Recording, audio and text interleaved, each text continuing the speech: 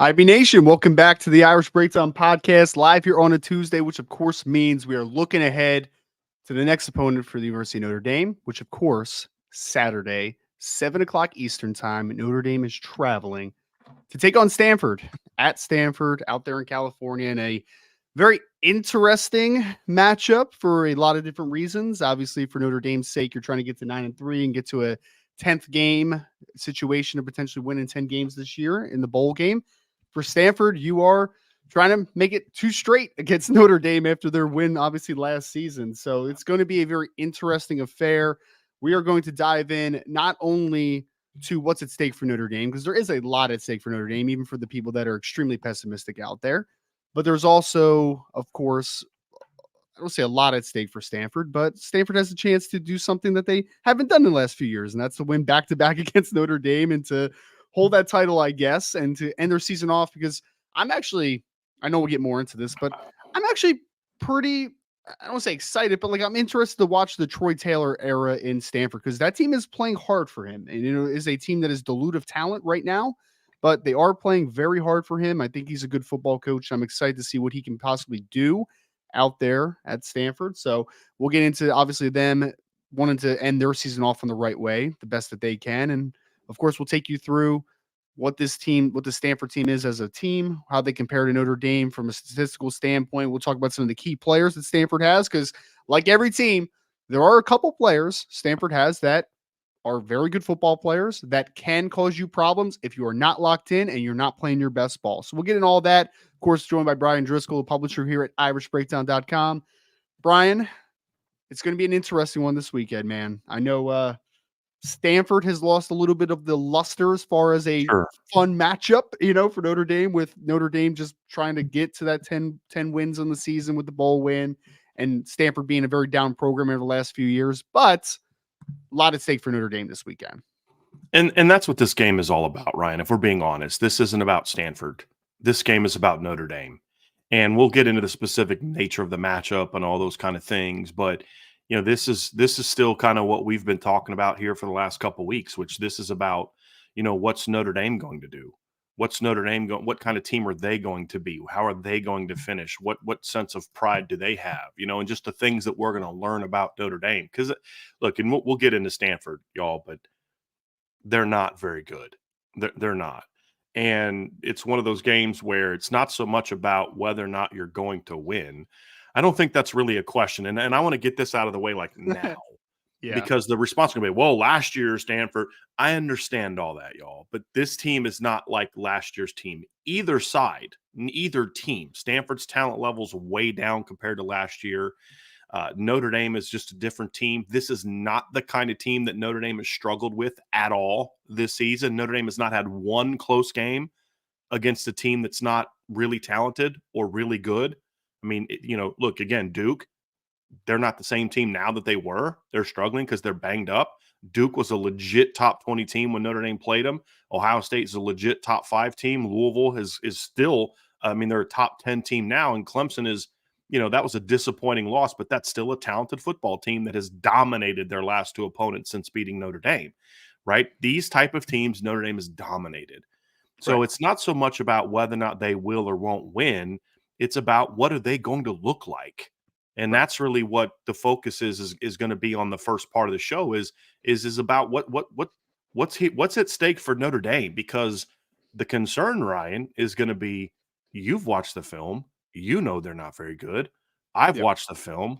I know they're not very good. Their best offensive player hasn't played in like a month, right? And he's not going to be back for the game, talking about their tight end. But the Notre Dame players do as well.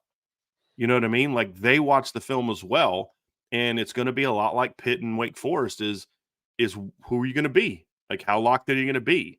This is not a team that has handled distractions very well, if we're going to be honest. And what I mean by distractions is like, you know, midterms or road games or getting out of their comfort zone of being at home. We Yeah. have to ask again, is that because they don't play well on the road, or is that because they don't play well against really good teams, right? Well, this weekend's a chance for us to learn a little something about that. And then you throw on the top of Thanksgiving being on top of it, Sure. and you have to ask yourself, again, who are they? And Yep. that's something that we're going to find out about Notre Dame. But it also, let's be real, Ryan, the fact that Stanford beat Notre Dame last year is why I think they have no chance to beat them this year, because you can be sure that the Notre Dame coaches are going to be reminding this football team that, hey, guys, we overlooked this team last year at our Yep. place, and they were, they weren't very good, and they beat us. And it Yep. wasn't just that they beat Notre Dame; they outplayed Notre Dame for 60 minutes. It wasn't a fluky win by Stanford, where Notre Dame led the whole game. Notre Dame led for one series last year, Ryan. They took that late lead in the fourth quarter, and then Stanford took it right back on the next drive. So it's not like it was a fluky, like you could even kind of look at the Marshall game as there was some fluky stuff in there. Notre Dame missing a wide open guy. They took a fourth quarter lead. They convert that third down. There was some busted plays where, you kind of felt like, it was a back and forth, and Marshall's just better in the fourth quarter. Stanford was better than Notre Dame all but one play last year, and that was the touchdown pass to Tobias Merriweather. That's it. And then Stanford took the lead right back. So they're going to be reminded of that. And I think that notion of payback, Ryan, is something that Yeah. Well, I think that it can be. I mean, for me, like the payback something that Notre Dame's thing. going to be looking at in this game. There's no doubt. Yeah.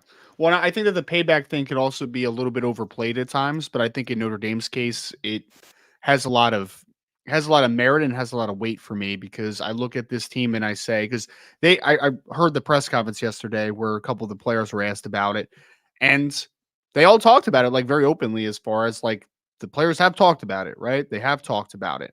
And I think that for me, it's like, that this team, I would be shocked if this team wasn't laser focused against the Stanford team, because that was an embarrassing loss last year. It's not like you lost a nail biter against a pretty good football team, one that you're still better than.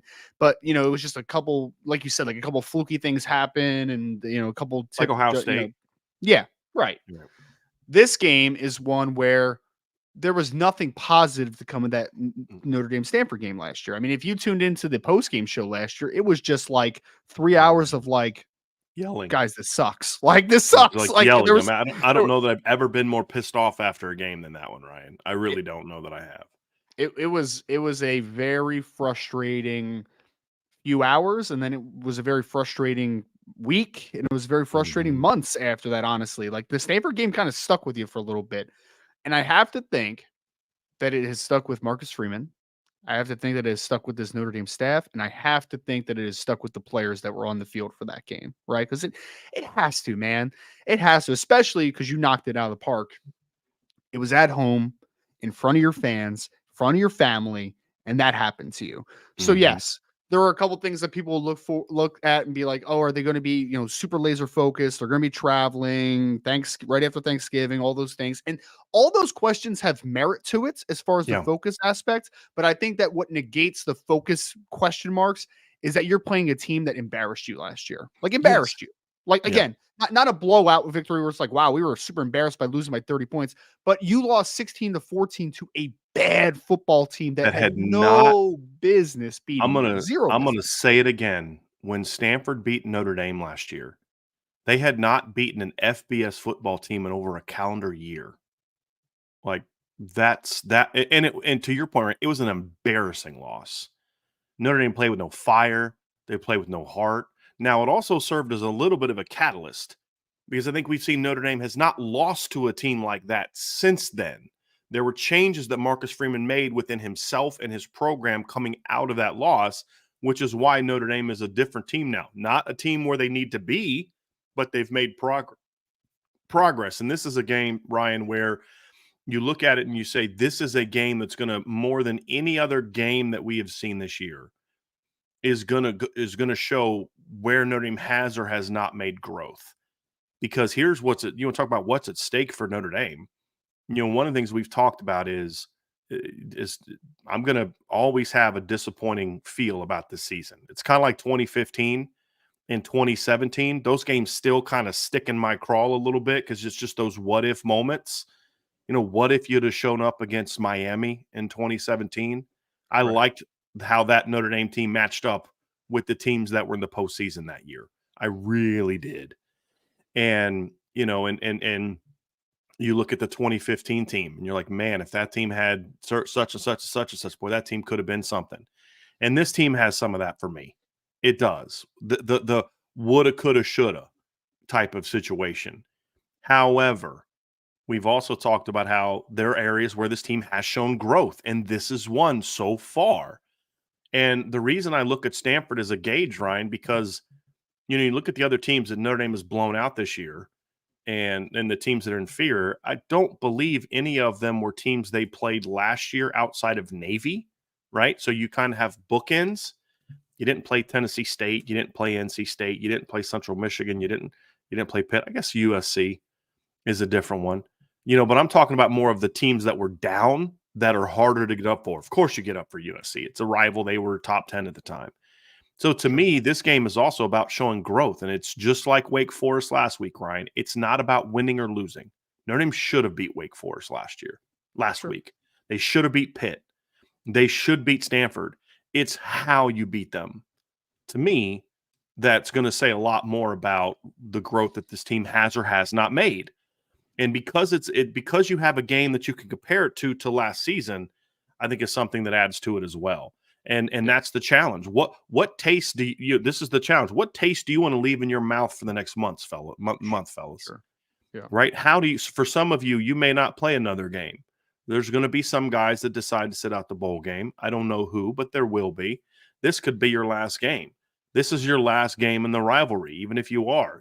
So Cam Hart and you know potentially Joe Wald and DJ Brown, guys that we know are done after this year. Potentially the linebackers, maybe Audric Estime. Like, this is your last chance to kind of leave an impression on this. And Notre Dame has a chance to end the season with a win over all their rivals. Yeah. I mean, it's the other thing. They beat Navy, they beat USC, and they beat if they beat Stanford. And if you can beat Stanford the way you're supposed to, you'd have beat all three of your rivals in blowout fashion. Yep. That's all. Those are all the things that the Notre Dame coaching staff can kind of grab onto and say, let's build on that. That's momentum we can build on. And at the end of the day, that's what's at stake for Notre Dame this weekend. This is not what you're not going to hear from us if Notre Dame dominates on Saturday. Yeah, this team's big time. This team, this negates everything that happened bad throughout the season. It doesn't. But it is a chance to say, hey, we're not who we should have been. We're not where we need to be, but we took steps this year. Is it going to be a baby step, or is it going to be a big grown up, put your big boy pants on grown man step? And I think that's the chance. That's there's two things to accomplishing that, Ryan. This and then success in the bowl game. So this is kind of step two, because Wake was part of that as well. This is step 2 out of 3 to taking that big step, right? It's not a big step just because you beat Stanford convincingly, but it can't be a big step if you don't, in my opinion. So that's kind of where I'm at, because as we said, Ryan, we're process over results guys, right? Beating Stanford by 10 does nothing for me positive. Nothing. Sure. Right? You've got to go out there and win big and win big because you were locked in, focused, had a great game plan, went out and executed it, and all those type of things that we've talked about. Well, I think growth can be quantified in two different ways, right? Growth is a continued ascension, which is the typical way you think of growth. And I think that's what you want to see from the Notre Dame offense specifically, right? Like, you saw a lot of great signs of the Wake Forest game. I saw creativity. I saw a passing game that was much more advantageous for getting guys open and scheming guys open. I saw an offensive line that showed marked improvements, especially with a couple of the new guys coming in. I think there was a lot of great things offensive that you can come out and say that was growth last week. Now, in order to show that exponential factor of growth, you need to do it again, right? You need to stack games, maybe improve upon it, but keep building, keep building. That's growth. I think another part of growth, though, is that sustainability I always talk about, right? For a defensive side of the football for Notre Dame, you've been really good all year. You are letting up about 16 points a game this year, and you are doing a fantastic job, and you have been just kind of checking boxes after checking boxes. Well, you want to end the season off in the right note there, right? To show that like you have hit a level defensively where it's just about sustaining now. Continue to keep evolving, but continue to keep consistency. That's another level of growth because after you grow, you need to be able to show that you can maintain, right? So maintain on the defensive side of the ball, continue to grow offensively. I think that those are things that we're going to be able to see this weekend because I mean, you said it, Brian. Like there is a reality, and I always talk about this, but there's a reality where Notre Dame just says, we're going to roll the ball out. We're going to run the ball a million times. And we're going to beat Right. Stanford because they just can't stop us, right? We Right. bludgeon them. And I talked about this against Wake Forest. That doesn't show me anything, right? Right. That shows me nothing. What showed me something last week was Rico Flores having 8 catches for over 100 yards, Tobias Merriweather having a long touchdown, Eli Raridan having a breakout game. Getting Jaden Those Greathouse things. going. Yeah. Jaden Greathouse going after not catching a ball for several weeks before that. Like that stuff shows me that there was a definite understanding of like, hey guys, we need to do this better, right? Yeah. Forget about the run game. We know Audrick's really good, man. We know he's good, even though he didn't make the Doak Walker finalists. Whatever, who cares? He didn't make the. It was just, oh god, don't get me started on that. That's so ridiculous. I'm sure somebody will ask about it in the mailbag for today, but yeah, I mean, so ultimately though, we saw things that we wanted to see last week. Now, can you do it against Stanford?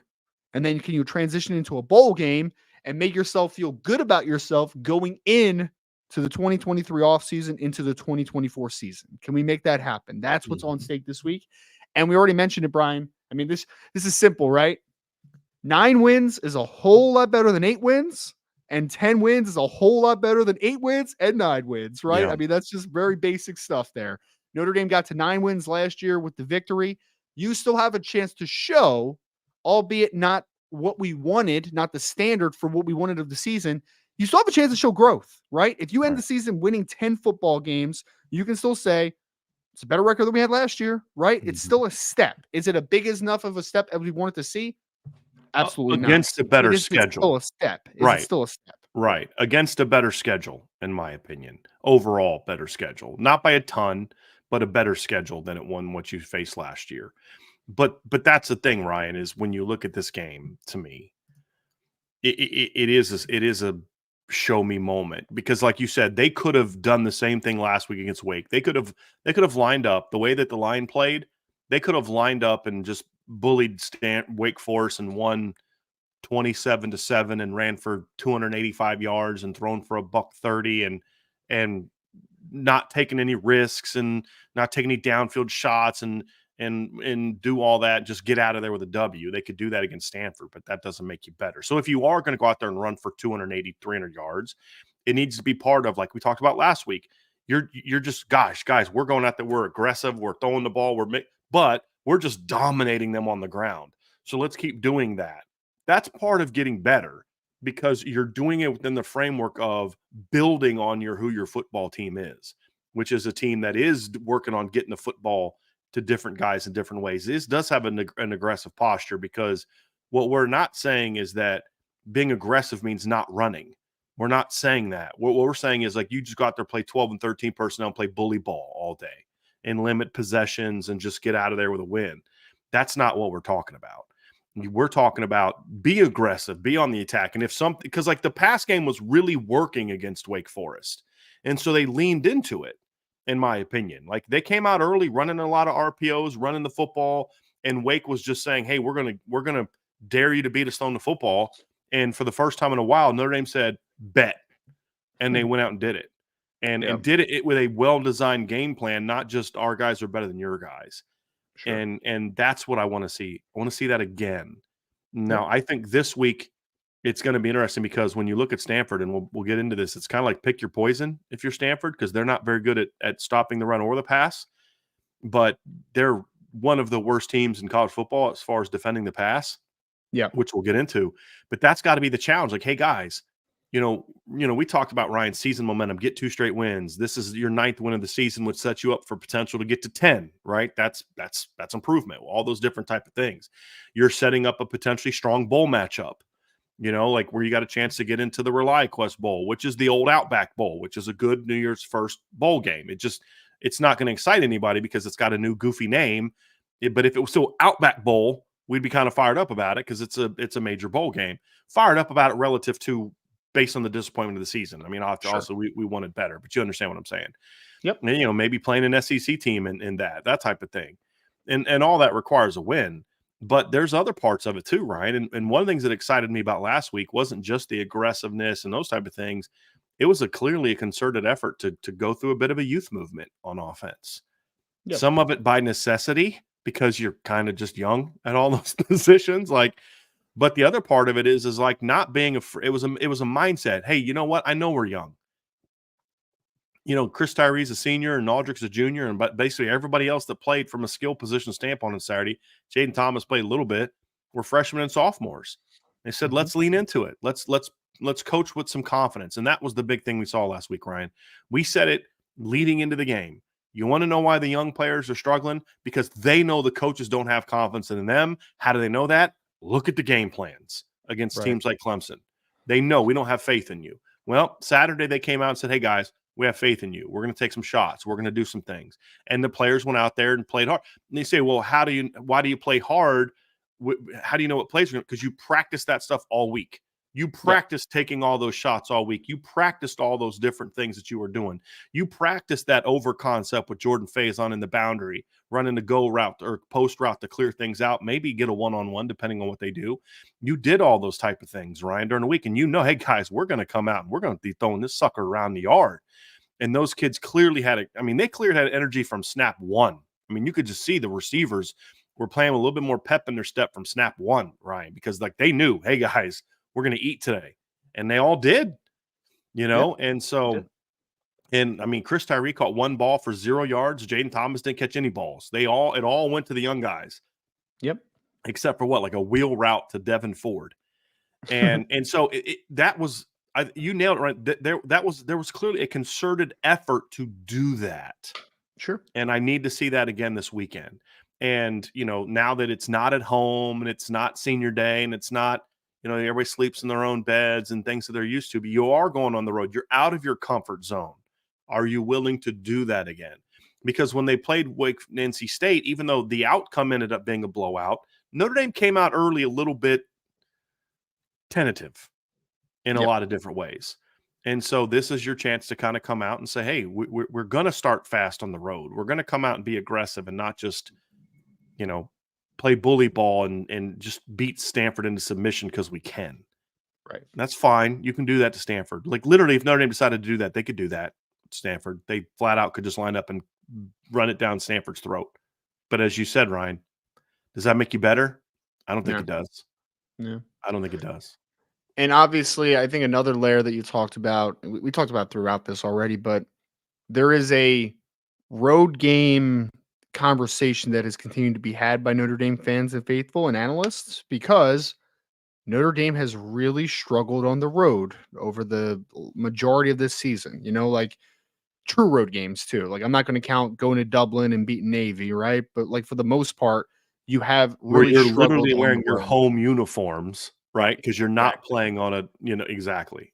For whatever reason, Notre Dame in true road games for the most part has played down to the level of competition or played below the level of competition. I don't know why it is, but look, Duke was a good football team at the time. They were a very good football team at the time, and they played hard and they played well. I think the first thing I said after the Duke game in our post game was, hey, before we start the conversation on Notre Dame, can I give some credit to Duke for a second? Because they played hard, man. They played really hard. They clearly wanted that game more than you did.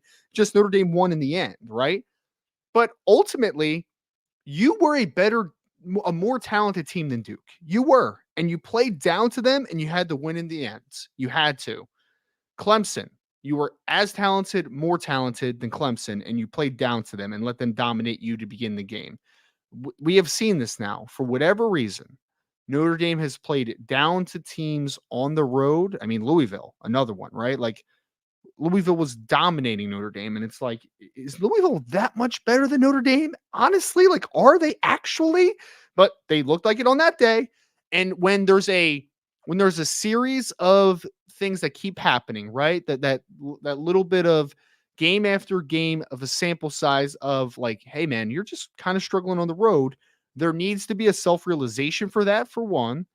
And for two, you need to figure out a way to fix it now, right? I would certainly hope that the Notre Dame, because the Notre Dame coaches are smarter than I am, right? They're looking at their recent games and they're going back and self-evaluating. They're being like, we have struggled on the road the last few games. Why is that? And you find a fix and you figure out the next step to make sure that you reform that, right? To get back to the playing your best level of football, whether it's at home or on away or on a neutral site, wherever it is, you need to be able to put it into that type of efforts on the road. It hasn't been the same there for some reason.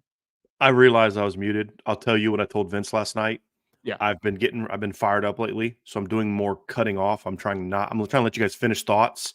So by muting myself when I start talking, it doesn't interrupt you. So because I know it, and then it's like, okay, let me wait, let him finish, let him finish, let him finish. So I'm trying to, it's self-improvement, right? It's exactly what Notre Dame needs to do, right? Look in the mirror and say, okay, how can we make our product better? Right? Yes, our show is a back and forth interactive show, but it's okay to let people finish thoughts. You know what I mean? So it's about, that's how I'm trying to make our show better, right? There's other things we're going to do. That's where Notre Dame is right now, right? It's about saying, hey, we got to look in the mirror. And I'll say this, that's one thing that Marcus Freeman has done a pretty good job of so far in his 2 years, is when they do have failures, looking in the mirror and saying, that's not okay. Let's fix it, right? You lose to Ohio State. You have that little struggle, that 3-game stretch where you play bad, lose to Louisville, struggle against Duke. You come out gangbusters against USC, blow USC out, all those type of things. They go out and play against, Clemson and struggle. They got to sit and stew in that for 2 weeks. They come out and blow Wake Forest out, right? I want to say one other thing real quick. People talking about somebody said, if it was actually kind of a funny joke, but he was also serious. My Fighting Mike 87 said, if we end up in the Pop-Tarts Bowl, any momentum Notre Dame has is toast. Get it? Right? Yes. So, but he was also serious. And I just want to remind people that this is a bowl game that Notre Dame has played in twice in the Brian Kelly area. They played in it in 2011 and they played in 2019. So for anyone that says if that's the bowl they end up in, it kills any momentum they have, I just want to remind you that the last 2 times they played in this bowl, the next year they played in the BCS championship game and went 12-0. And then the year after, the second time they played in it, they went to the college football playoff after going 10-0 in the regular season. So I don't think that what bowl game they play in has a lot to do with the momentum. And the last time that Notre Dame played in the New Year's Six, the last two times Notre Dame played in a New Year's Six bowl, the next year they went 4-8 and 9-4. Right? So it's not so much about the bowl game, it's about winning the bowl game and getting that momentum. So no, playing in the Pop-Tarts Bowl does not kill any momentum that Notre Dame has. And my evidence of is exactly what I just said. The last 2 times they've played in this bowl, because it's just been renamed. It's got a new sponsor. It was the Champ Sports Bowl in 2011. It was the Camping World Bowl in 2019. It's still played in Orlando. It's still played in Camping World Stadium. It's the same bowl they've played in before, just has a new sponsor. Like the ReliaQuest Bowl is the Outback Bowl. So if it was still called the Outback Bowl, we'd look at it a little bit differently. I still bummed they went away from the Champ Sports Bowl because that's a sweet name for a bowl game. I'm sorry. It just is. But it's not so much about the bowl, Ryan. It's about winning and about winning in a way that you say, hey, we are better now, right now, than we were when we went through those struggles against Ohio State, Duke, and Louisville. We're better now than we were when we played Clemson. And that's why I say these next 2 games, the Stanford game and whoever they get in the bowl game, are not really about their opponent. They're about Notre Dame. They're about finding out what kind of character Notre Dame has, because the Wake Forest game, Ryan, Notre Dame had every reason in the world, especially some of the veterans, to say, you know what, our season's toast. You know, we're not going to get a New Year's Six bowl. We're not going to be in the playoff. We don't have a chance to play for a championship. We're playing a team that stinks at home. You know, what's our motivation for going out there and playing? And the motivation was because we're playing for us. We're not playing for them. We're not playing because of them. We're not stepping on that field for Wake Forest. We're stepping on that field for us. And that was great for that 1 week. But can you continue it? Right? Can you go on the road and do it? Can you continue building on the younger players? Can you trust them as much on the road as you do at home? Because they haven't. They haven't, Ryan. I mean, if you look at the road games, they haven't been that aggressive team when they've gone on the road. They're kind of forced into it against NC State. I still say that game is the caveat, is an asterisk, because what we saw post 2-hour break was not what we saw pre 2-hour break. Now, maybe it would have changed anyway. I don't know the answer to that, but you can't ignore that was different than the other things. I feel like the NC State game, it would have looked similar-ish, even if there wasn't a rain delay, but I think it would have been more like halftime adjustment period of coming out, because I do think Notre Dame had a good adjustment plan coming out of the Yeah. the weather, but I don't think it would have happened right then, to your point, right? As far as like early in that second quarter where you're like, okay, now they're rolling. Like Audrey just comes out and has an 80-yard run, and you're just like, okay, now you're good to go. So I agree. I think that adjustment period would have happened just a little bit differently. But regardless, I mean, even if you don't want to put an asterisk next to the NC State game, Notre Dame still hasn't done well on the road. I mean, regardless, like it still has not been good fortune on the road for Notre Dame, especially the last 3 games. So Notre Dame needs to come out and they need to show that they have growth. And that's from a coaching staff perspective. That's from a game plan perspective. It's also from a player perspective, right? Like, because yes, the coaches are responsible for getting the players ready. But if they do that and they do a better job of preparation, then the Notre Dame players need to come out and they need to play with a little bit more fire, a little bit more vigor. So I hope that we see growth from the entirety of the program this weekend. And I think we will, because I think you hit on it, Brian. There's still question marks about this coaching staff and the future of the program in certain areas. But Marcus Freeman has shown that he is a self-evaluator, right? As far as like getting things going and changing things up and getting, making up for mistakes. So I'm interested to see where they come out this weekend. There's no doubt. Yeah. Yeah. There's just a lot, Ryan, in it when you look at this game, and just, it's the anticipation of like knowing that this team stinks. So it's like you go into the game. I'm speaking for myself. You may feel differently. I go into the game saying like, there's no way Notre Dame loses to Stanford on Saturday. Now I know I'm pretty sure I said that last year too. Right. Yeah. But again, this is a different team than last year's team, but it's just still more about, can this team string those type of games together?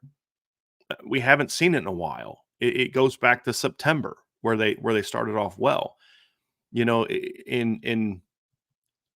look, it is important to finish. We use words start fast and finish a lot when we're doing previews and breakdowns and keys to victory, because that's such an important part of the game. I don't care if you were losing, 17-13 at halftime, if you won 40-17. I don't care, because it's about how you finish. And I don't care if you were leading the entire game until you gave up a field goal at the end of the game to lose it. Don't care that you led for 59 minutes.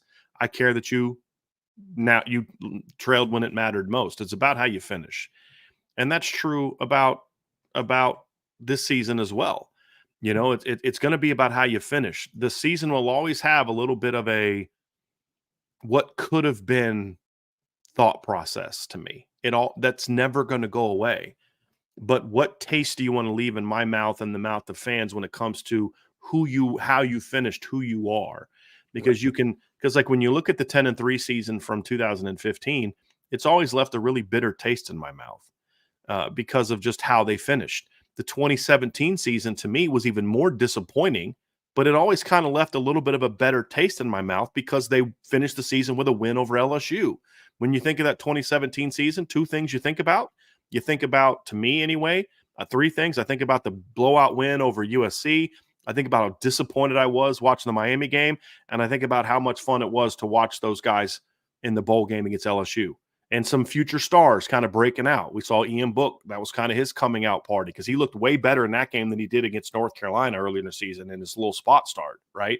Yeah. It gave some people hope, like, hey, maybe this guy's got a little something to him. It was the preview of what was to come for Miles Boykin the next season. So there were some things that we saw in that game that said, hey, season didn't how you hope, but man, there's some optimism for next year. And then what happened? They went out the next season and did what, Ryan? They went 12-0 and went to the college football playoff. Yep. Right? We were disappointed how that season went. 2019, similar deal. I was so disgusted late in the season after the way they lost to Georgia and Michigan. Disgusted how that team against that weak freaking schedule missed an opportunity to make a run. So disgusted by that team.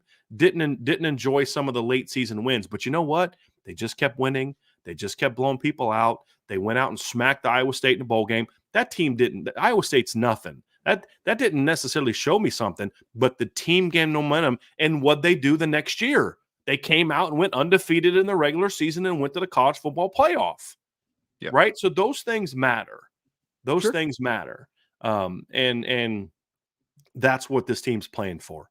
Yes, beating Stanford, getting that payback, that's going to be nice. I'm going to enjoy that. But it's kind of like, if you're a boxer and a guy beat you when you were both in your primes, but you were like 5 years younger, and then you don't fight again for like 5 years, and he's like past his prime, and you're kind of still in yours, and you beat up this old guy. It's like, did you really get payback? You know what I mean? Did you really? Not, you beat up an old guy. That's kind of how I feel about this game. It's like, yeah, I want some payback, but is it going to be like, take that, Stanford? No, it's because they suck. You shouldn't have lost last year's game. I'm not going to get the joy out of just beating Stanford by itself the way that I did in 2012. Sure. And in 2014, because like, man, that was a good football program and they were beating Notre Dame. This is more like, I still can't believe you lost to that team. But you get to kind of get that taste out of your mouth a little bit, right? And then we can stop talking about losing to Stanford because they've gone out and handled business. That's another good thing that could come out of this game. It's like, hey, guys, they've won a lot of games since then. They've won 15 games since then, and they've beaten Stanford at their place. Like, we can move past that, right? We can get over that. Some people won't. Some people won't. But yes. But yes, I think most will. Most people that are Yep. being honest and objective will. But that's the momentum that you're trying to get here, Ryan. That's the feeling you're kind of getting. Some people may dismiss that, but I'm just look. I got decades of evidence showing that there is something to the notion of finishing a season well, and how that can carry over into the next season. Even at times when the season didn't necessarily finish well regular season wise. I point to 2014 when they finished 8-5, but they were 7-5. They lost 4 games in a row to end the season, got blown out by USC. But that win over LSU just completely changed the entire makeup, like just the makeup of the fan base, because they thought they had no chance in that game. LSU's going to kill Notre Dame. They're playing Malik Zaire at quarterback. Everett's kind of falling apart. And who is this team? They got beat by Northwestern. They got beat by Louisville. They got blown out by Stanford. They turned the ball over 43 times against Arizona State. This team stinks. And then they went out and they played their butts off. And we saw that team make a mental shift that game where they had kind of been like a passive, throw it all over the yard type of team and kind of not real tough. When they came out against LSU, they put Mike McGlinchey at right tackle. They put Malik Zaire at quarterback, and they ran it down LSU's throat in that game. And there was a little bit of a, this number, what was it? Number 20 that's playing slot for us. Yeah. He kind of looks a little natural with the ball in his hands a little bit on that jet sweep. We got some running back issues. Let's see what number 20 can do as a running back. Yeah. Lo and behold, 1,000-yard season, right? So these things matter. It doesn't eliminate how I'm going to always feel about the season as a whole, but it matters when it comes to, like, I was talking with a buddy of mine today, Ryan, and I'm going to read you what he said. I won't say who it is. I think he'll understand. And he's kind of talking about the offense. And his thought process is if the offense doesn't explode in the final few games, it's almost kind of like his interest in the season for next year's kind of gone if Jared Parker comes back. And I get that. I'm sympathetic to that. But that's the opportunity Jared Parker has in front of him. You want to change the cult. You want to change the narrative that's said about you. With some people, nothing's going to change until you go out next year and beat USC and beat Florida State and beat the top Louisville and the top do all that kind of stuff. That's fine. And to a degree, we should all feel that way, right? Sure. But you can take a step towards saying, "Hey, listen, I'm not happy about what we did. That's why I'm changing things. That's why we look different now than we did in some of those other games. That's why we're doing these things because, I'm not happy about how my first season went, but we're going to finish really strong." And that can help change some of the narrative to where even people like my buddy is not a believer in Jared Parker, but he is willing to say, but I can have my opinion changed, right? Sure. That's the thing. But it's going to take them going out there and really having sort of we've got to look different. Not just beating Stanford because you're just better than they are, but to say, hey, look, we've looked in the mirror, we've made the changes. we can't be that team anymore. And if you do it in the final games, Ryan, with all these young players in the roster, you start to kind of get a little bit fired up about, okay, like maybe they got a chance to do something next year. Because again, I'm sympathetic to his point of view. I really am. But that's why these final 2 games to me are very important to not just win, but to look a certain way and play a certain way in winning. I think that's going to change the narrative. It's going to change the narrative with some people. I really believe that. Well, and Jared Parker obviously hears the noise, Brian. I don't know if you heard his press conference yesterday, but I mean, he talked a little bit about that as far as like he's, he knows people are talking, right? He knows Right. people say things, and that's good. I want him to be able to hear that stuff because that's where I think growth is gained sometimes. So it's going to be a very interesting one, especially kind of sustaining that growth down the stretch. We talked about that a ton, but I think Notre Dame has a chance, man. I think they have a chance. You have to finish the season strong and then get the team excited because it's going to be a young team next year, but that's actually a positive in a lot of ways, right? Because there's going to be a little bit of a youthful exuberance to want to come to work every day, especially if you're bought in to what the coaches are doing offensively and defensively. So that's it, folks, as far as that's what's on the table for Notre Dame this weekend against Stanford. We're going to get into a Stanford preview next on the podcast. So if you want to hear about what this team looks like, their schedule, what their strengths are, what the weaknesses are, some players to keep an eye out for, we're going to get to that next. Make sure you hit that like button, though, for us first. Subscribe to the podcast, hit that notification bell. Go to boards.irishbreakdown.com if you want the latest recruiting and team intel moving to the later stages of this season. Make sure, of course, on any and all of your favorite podcast platforms, if you're listening on there, hit that 5-star review for us as well here for the Irish Breakdown podcast. All right, Brian. So we want to get into Stanford here now. Obviously, it's a interesting team. It's an interesting team. I'm trying to think of better words to describe Stanford, but we knew that coming into the year that they were going to be kind of dilute in talent, which they are. But I will say this: a couple games, I've been pretty impressed as far as the compete level of this team. Like they're not a team that's backing down. They're just a team that is unfortunately short on talent as of right now. Yeah. They're young in some spots. They're not very talented. The roster was completely ravaged by years of poor recruiting and the portal. Look, a guy that started for Stanford last year started against Notre Dame for a team that beat Notre Dame this year. When you think of Stephen Herron at Louisville, they lost a ton. And some of their guys left and went to places and they're doing well now. Some are there's a lot of players. Like if you bring them back, this team could have done something. Because here's the thing, Ryan, and when I watch this football team, I actually think they're pretty well coached, at least on offense. And the other thing, they play hard. Play very hard. Like when they get blown out, they're not getting blown out because they just checked out and don't want to be there. They're getting blown out because they're just not good. But to your point, when you look at their schedule, Ryan, and we'll bring up their schedule here in a second, but they've got some blowout losses, but they also have some very competitive losses against teams that are pretty good football teams right now. And that's something where when you watch this Troy Taylor era, the David Shaw era had just kind of gotten stale. And I'm extremely high on David Shaw. I think he's one of the best coaches in college football. I really do. I mean, his best offensive minds in college football. I do. And I think he did a great job for a decade at Stanford. But it's got to the point where he just wasn't the guy that really wanted to do recruiting in the era of all these new things that were going on. And then Stanford didn't help him. They were late allowing early enrollees. You couldn't offer guys until way late. I mean, most kids are committed before Stanford give them an official offer. They were just really slow to adapt and their roster got depleted. But when you watch this era, these kids play hard.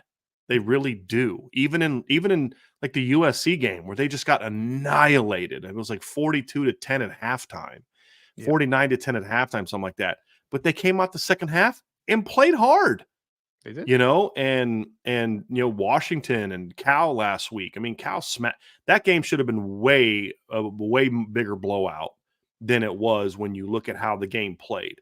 But the Stanford kids just competed, forced some mistakes and different things like that. So that's something where I'm really impressed with what Troy Taylor has done because like, for example, we're seeing in Colorado right now, if you want to kind of use that as an example, because that's probably would you say the two worst teams in the Pac-12? Would you say, well, two of the three, Arizona State's in that conversation as well.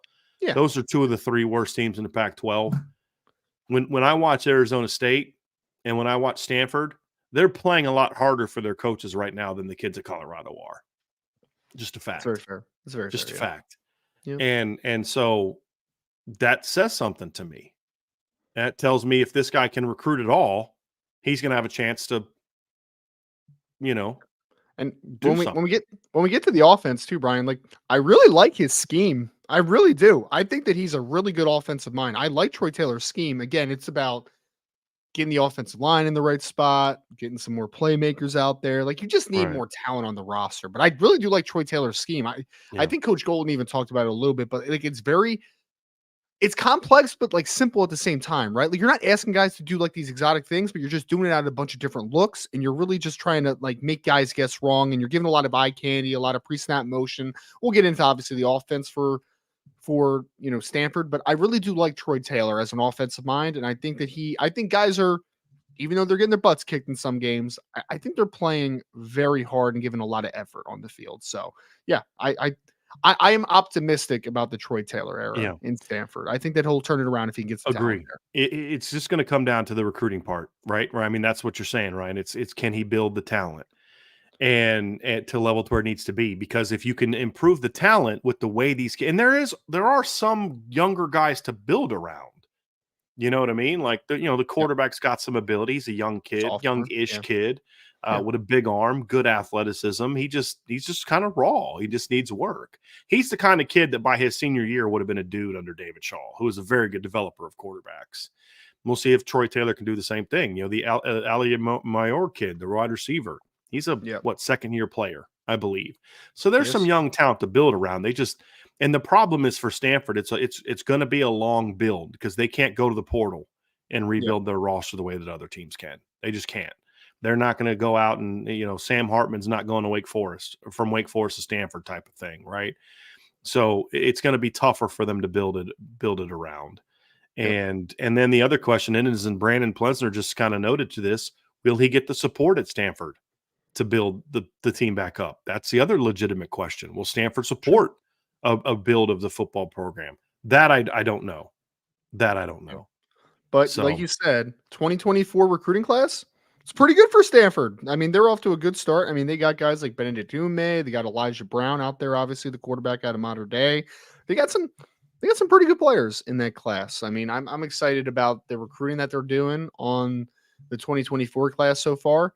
And you mentioned it, Brian, like they do have some young cats playing. Like, I mean, they even have Tyler Bachmeyer playing at wide receiver. Yeah. Obviously, we know his younger brother Bear a little bit in this chat. Yeah, I mean, a true freshman, Yeah. so he's playing pretty well. And they also have, I know that Benjamin Yorsak's been banged up. They have that young Roush kid at tight end who's been playing pretty well in his place. Mhm. Has some receptions. So they have some young cats that are playing. So yeah, man, I think that they're heading in the right direction. It's just going to be a long rebuilding process, I think is the best way to say it. I would say they have a chance to go in the right direction. I don't know that I could say they're heading in the right direction yet because, again, it just comes down to, will he even be allowed to take it in the right direction? That's a question that we have. Whenever we're talking Stanford football, that's always a question we have to ask ourselves, because the fact is that's part of the reason David Shaw was not successful down this part. One of the reasons, it's not the only one, is because as the game changed, Stanford was willing to change with it and was resistant to it. Will that be different now? I don't know. But if the school supports him, Ryan, 100% agree with you. Troy Taylor is going to be able to build this thing up to where they're at least competitive. And what, like, I think the era of Stanford being a powerhouse like they were under Harbaugh and Shaw is over. I just think the landscape of college football has changed in a way where it's just going to be impossible for them to be that team again. I just don't see how it happens again. But I do think they can get back to maybe being what Stanford used to be back in the day, where they were just kind of that spunky West Coast team that, would go win 6 to 8 games every year and then occasionally have that really good team that was veteran laden that went out and won 10+ games. I think they can at least be that again. I do. It's just going to take some time for him to get there. Let's dive into right now where the Stanford Cardinal are, and we'll take a look at their schedule. Ryan, as you can see, they are a 3-8 football team. And let me see here. Am I doing that correctly? 1, 2, 3, 4, 5, 6, 7, 8, 9, 10. Am I missing a game? I think I might be missing a game on their schedule, Ryan. Give me a second. This is their last game of the season. Correct. Right? I mean, this is their last game of the year. So I Yeah. am missing the Oregon game. So the week before they played. So the week before their September 7th bye week on September 30th, they played Oregon and lost 42-6. I was going to say it's okay. They want to forget that game too, so it's fine. It's fine. For They're okay real. with that. For They're okay real. with that. So they're a Yeah. 3-8 football team. You've lost 4 of your last 5. Your only win was over a really struggling Washington State team. They won 10-7. That has been probably one of the biggest disappointments of the season for me, is how Washington State just kind of fell apart over the last month. Although they did bounce back with a destruction of Colorado this past weekend, but they've been very disappointing. Bad. Stanford did get a win over them at home, at Washington State. But of course, their last 2 games have been double-digit losses. They battled against Washington, never felt they had any chance of winning, but they just kept competing and never went away.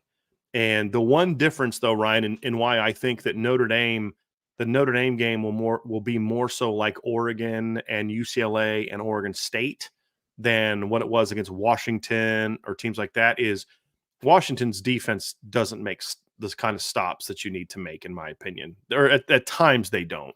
Whereas Oregon State, and Notre Dame, not Arizona State, Oregon State and Notre Dame all have really good defenses. And that's when Stanford gets into trouble, is when they play good defenses. But as you can see, they're not a great football team. And then you look at the numbers, and this paints a really ugly picture, Ryan. Yeah. This paints a really ugly picture. It does, because I mean, there was I quantified it like this. There were like 2 good offensive outings for Stanford this year, but otherwise for that, it was just been a whole lot of 15 points or less. Like, that's just kind of how this team has felt, and it's like consistency, right?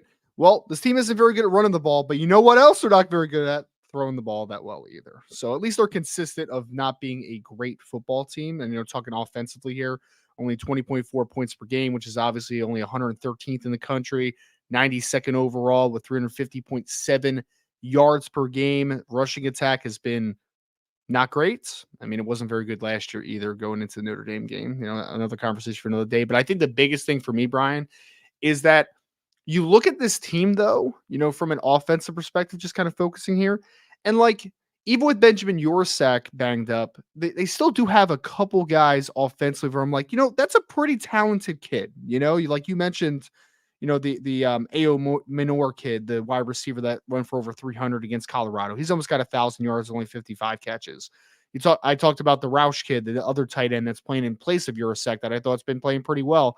You have E.J. Smith that, if that kid could ever stay healthy, might actually be a pretty good running back on the college level. You talk about Tiger Bachmeier, but unfortunately, offensive line is pretty rough, and I think that's exemplified here in these stats, right? Like, you have given up 37 sacks already this year.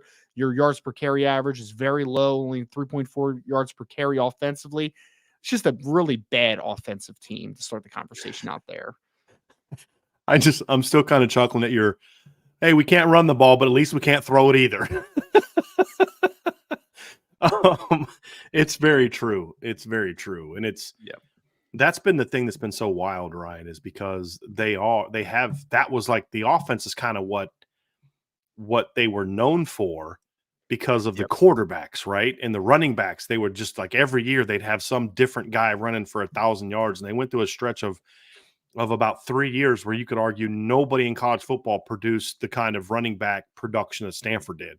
When you look at the Christian McCaffrey, Bryce Love, back-to-back stretch. And that preceded a string of seasons with, like, Tyler Gaffney ran for over 1,700 yards. Stephen Taylor ran for over 1,500 yards one year, over 1,300 a year. Toby Gerhart was a Heisman finalist in another year. Like, you had Andrew Luck was a number one overall pick. But the thing that often gets lost about Stanford during that stretch is they had really good defenses too. And they were just a balanced football team. And then you could argue they're balanced as well. They're equally bad in every phase of the game. Well, what else they were built on offensively too was they used to have some really good offensive lines, man. Like you think about guys like David DeCastro and Cameron Fleming, and like they had some Josh Arnett, Andrews Pete, yes, absolutely. They had some dudes up front, man. But you're right. When they were at their heyday, they were built off of physical running teams, downhill running teams offensively, and then really stout defenses. I mean, I still remember the Shane Scove, Trent Murphy teams, was just like that team was nasty, man. They were physical. Like they were so physical. They weren't like the most supremely talented defensive unit all the time, but they were so incredibly physical and they were nasty. Like they just want to. Shane Scove went to I think his pro day and ran like a 5'1" 240-pound linebacker. But I would not want to play that dude on some Saturdays. So he was a bad dude, man. He was a bad dude with a number 11, rocking the 11 with that eye paint. Like he was a scary guy. He was a really scary dude. That is not Stanford football anymore. I want to interrupt people real quick. Ryan is not being hyperbolic about his Shane Scove comment. He literally ran a 5.09. Because like sometimes we'll say like, well, if you run a 5.1 and you say it like hyperbolically, like no Division I skill guy. No, he literally ran a 5.1. He ran a 5.1. But he was like you said. I'm watching Tom Brady make a comment today, and he's talking about what's wrong with the NFL nowadays. Yeah, and he said what I've said on the show. He's like, look, you look at guys at Ray Lewis and Ronnie Lott and guys like that were great players. Rodney Harrison, like every hit that they made would be illegal now. But the thing that he said was, I would never throw over the middle of the field when I played Ray Lewis because I didn't want my guys knocked out and I couldn't afford to have my guys miss future games. Right? That was kind of Shane Scove when it came. Like I'm not running between the tackles because I don't want to get my running back destroyed by Shane Scove because that team, Ryan, even when you beat them, you were limping away from that fight. Yeah, that's the thing that I loved about those Stanford teams. I hated it, but I also loved it. I shouldn't say loved it. I respected about it. I hated it because they were a rival and they kept beating Notre Dame. But even when you beat them, you limped away from that fight, man, because they were going to battle you for 60 minutes. And to watch what they've become is just, it's kind of sad. Yeah.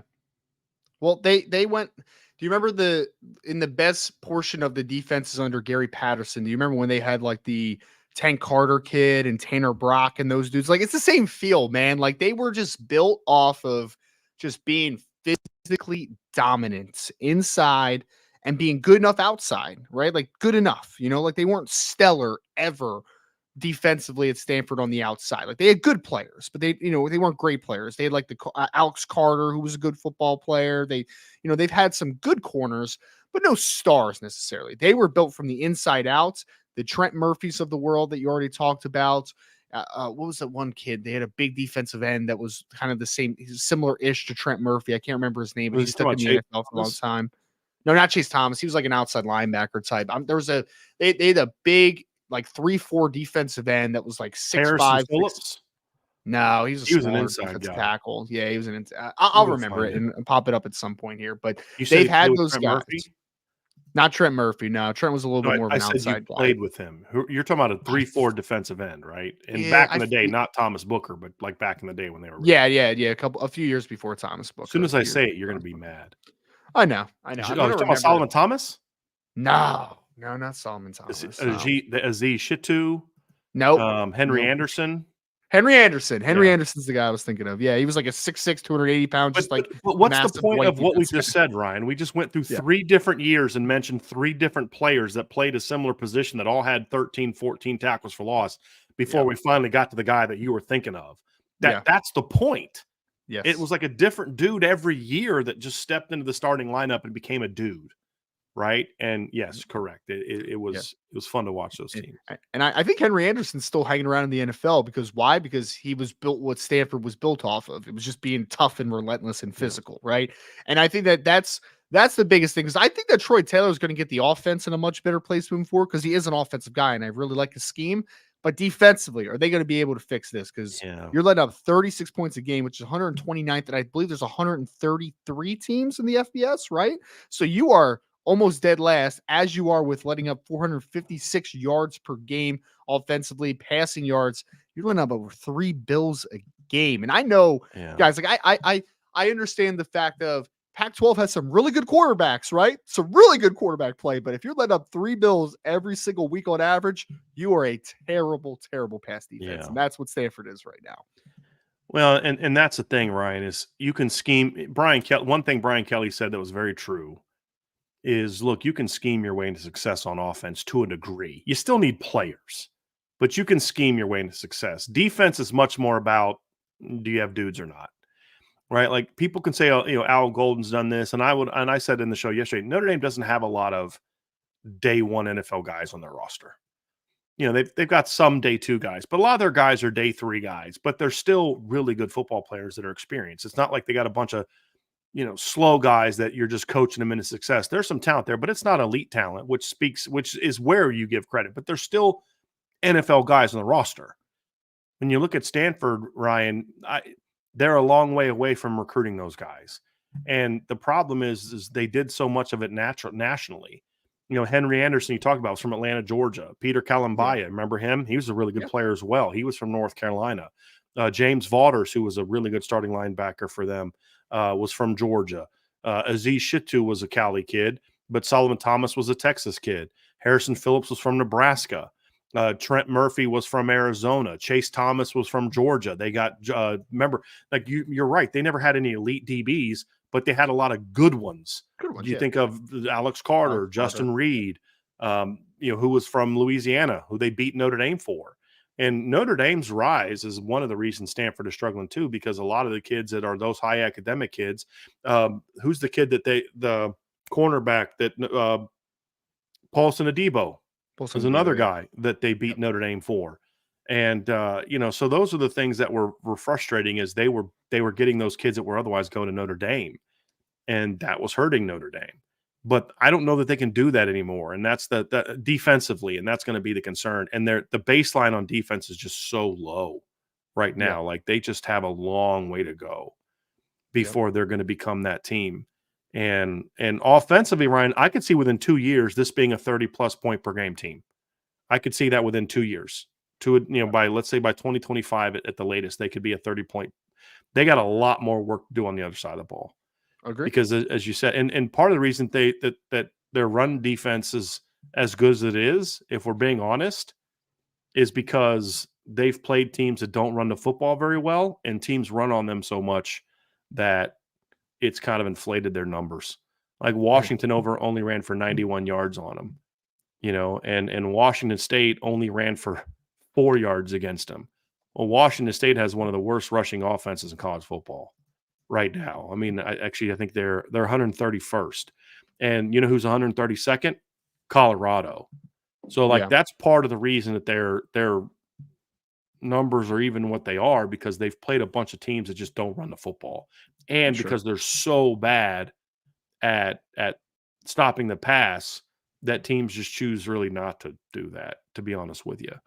And so I'm looking at their schedule now. Oh, I'm sorry.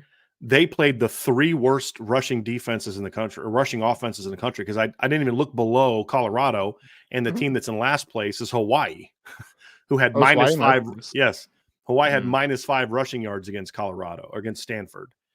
So Oregon State runs the ball. They went for 277. UCLA runs the ball. They went for 221. Oregon runs the ball. They went for 208, but they averaged 7.3 yards per carry against them. USC runs the ball. They went for 180 and averaged 6.4. So teams that actually try to run the ball have run the ball effectively against them. So they actually don't have that good of a rush defense compared to what their numbers are. It's just when you play the 3 worst rushing offenses in college football, and another team that you play, Washington, ranks 102nd, it's going to inflate your numbers a little bit. USC ranks 91st. Wow. They have really stopped running the ball lately, haven't they? Jeez Louise, I just saw that. So anyway, even their one decent stat that gets them borderline top 50 isn't really that good of a stat when you look at it in context of who they've played. and what any decent team that tries to run the ball has done against him. So it really is a problem. It's a little bit of a problem, man. And there's not as many. Like I talk about it offensively too. Like the A.O. Manor kid, he can get me excited for the future, right? Tiger Bachmeyer, they get me excited for the future. There's not a lot of guys on Stanford's defense that like get me super pumped up. Like I think that the defensive end, the pass rusher David Bailey they have, I think that kid's a stud talent. I think he's a really, really talented kid. Other than that, though, I'm like, it's a modern day kid. Yeah. He's a really good player. Like he's very talented. He's been a little bit banged up, but he's their top sack man, even though missing a game or two. But he's very talented. I don't think he's played the last couple games, has he? Because I don't remember seeing him in their last couple games, watching their last couple games. I know he hasn't started. Think he has. Yeah, their last couple, Ryan. But he's very talented though. He's extremely talented. Yeah. And he's suffered a little bit this year too, Ryan, from compared to last year, even in the 9 games he's played.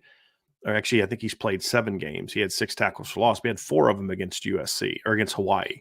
And he only had 2 in the game since because he's the only weapon they have that what you were seeing when you go break down some of the early films, teams are just in like directing their entire protection scheme to making sure he didn't stop them. Right.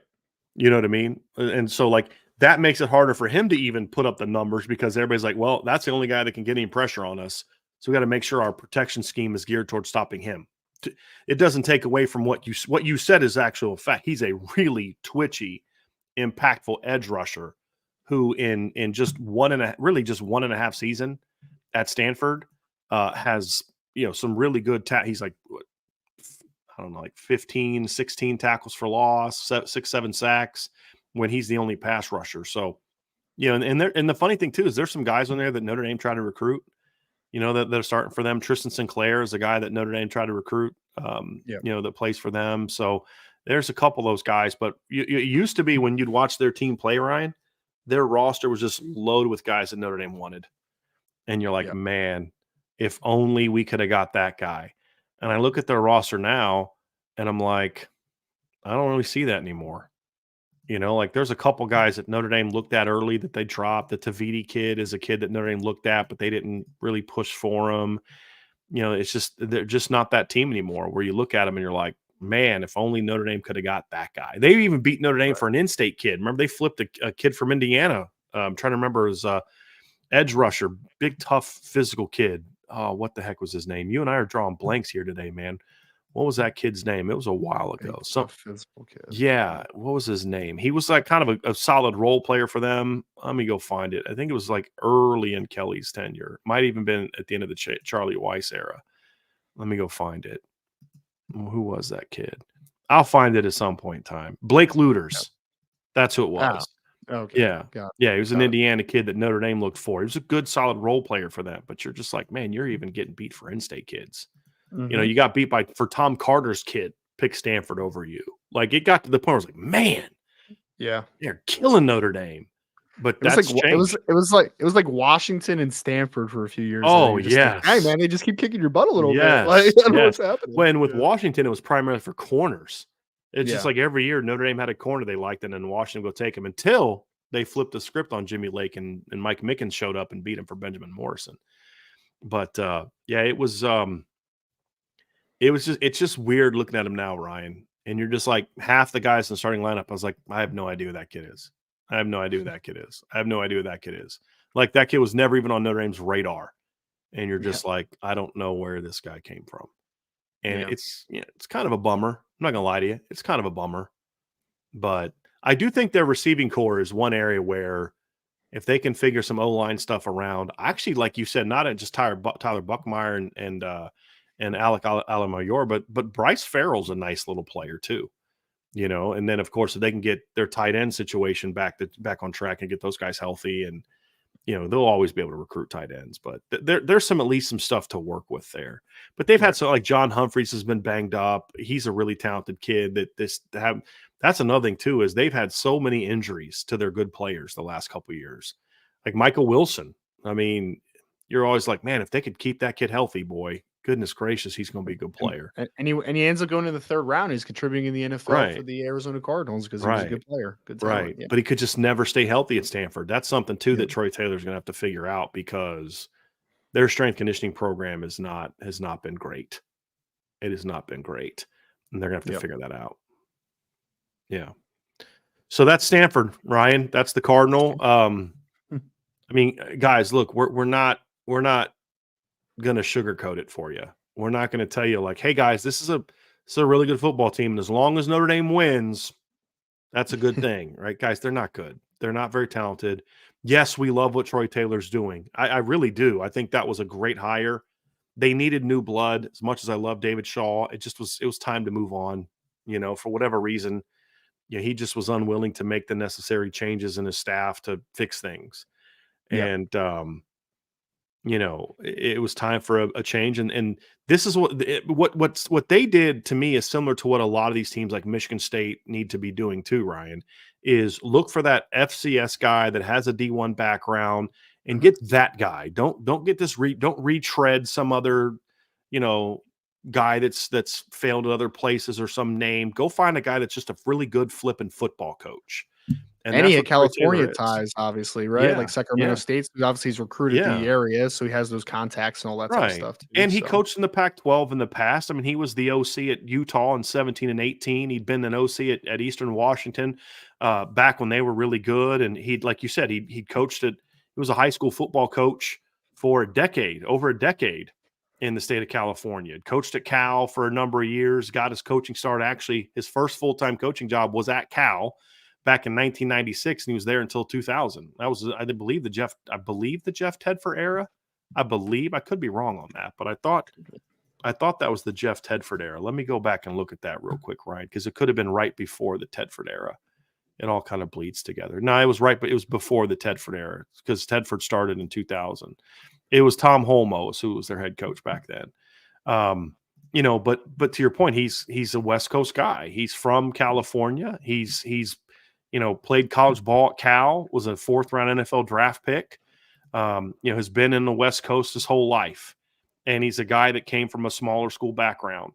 He was at Utah for 2 years. That was his only 2 years as an OC or head coach in the Pac-12. He was an assistant at Cal, like I mentioned. But those are the guys that I think can turn programs like that around because of exactly what Troy Taylor is. I don't know what kind of recruiting he's going to do. We'll have to find that out. Stanford actually had landed some really good recruits in this class. They've had some flip because of how bad they are, but they landed some guys. But here's one thing I know. That guy can coach. He can coach, and that Stanford team is going to be coached well. We just got to find, I think, get the right talent. More schools need to be making moves like that. Look what it did. Look what Kansas State tried to replace Bill Snyder before. They replaced him with Ron Prince, who is a name in coaching. Disaster. Yeah. And then Bill Snyder comes back, and they replace him with who? Chris Kleiman. Who's Chris Kleiman? Really good 1AA football coach. State. Yep, right. Yep. Really good 1AA football coach. And now look at K-State. That's a good football team. So more and more schools, in my opinion, need to be going to find those kind of guys as opposed to just the, retreading Gus Malzahn and these other coaches like that. That's program builders. Yes. Program builders. Yes. It's a great way of putting it, Ryan. Yeah. And that's what Stanford did. Now, will it work at the end? I don't know. Because I just don't. Stanford and Cal are unique animals, man. Very unique animals. Just because of the nature of the places where they are and the academic aspects. There's just a lot of things that go into it.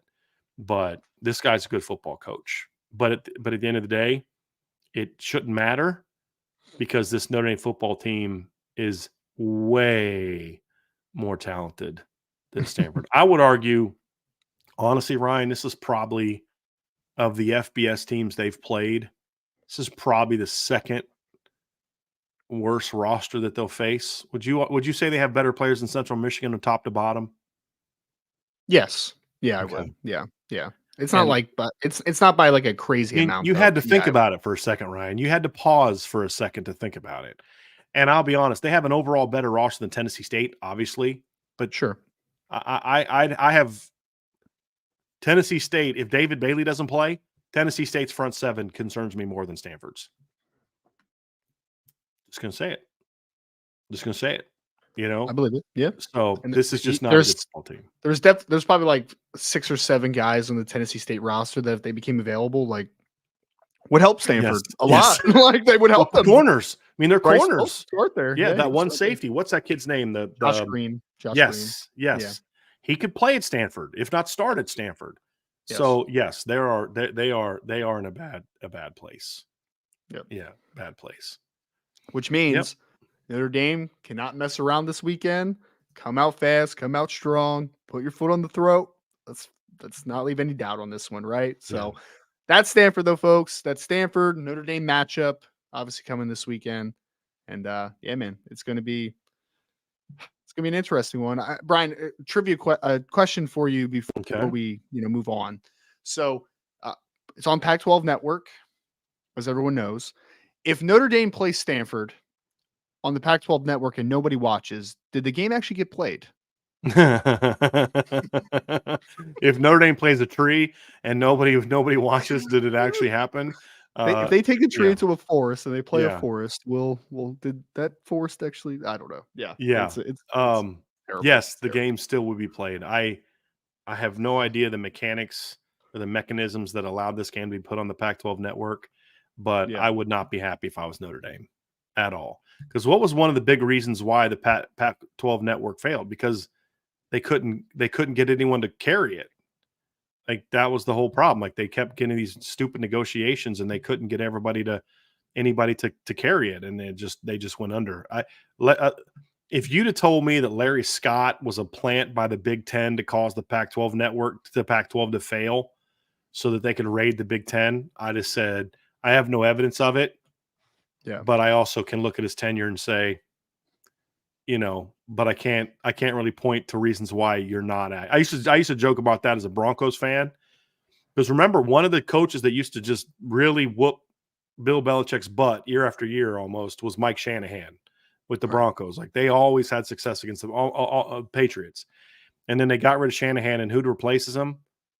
Josh McDaniels. And I always said, I swear Josh McDaniels was a plant by Bill Belichick to tear down the Bronco franchise. And with the exception of the couple years of Gary Kubiak, who brought the Mike Shanahan way back, the Broncos have never been the same since then. Yeah. So, I can't prove it's true, but you can't prove that it's not. he let McDaniels to the Raiders to continue that downfall as well. So yeah, man, maybe Josh McDaniels is just the plan to make. Maybe that's why all Bill Belichick's assistant coaches are never really that good of head coaches anywhere else, because they're just plants to make sure that the rest of the league doesn't catch up to you. Even though they have caught up to him now, but regardless, a little bit of a tangent there. We're getting into a mailbag next. Make sure before we get there, hit that like button for us. Subscribe to the podcast. If you're listening to on YouTube, make sure you hit that notification bell so you know when the next show is going to come up. If you're listening to us on your favorite podcast platform, 5-star reviews are very much appreciated. We're going to get into the mailbag next here on the Irish Breakdown podcast. All right, Brian, mailbag time. I don't know how many we have. The shortest mailbags ever, because as of right now, I think we only have like 3 questions. I got to go find another one. Nice. But we'll go ahead and start off with Fighting Mike 87. Fighting Mike with kicking us off. Should Maris Loifau be a semifinalist for the Buckus Award?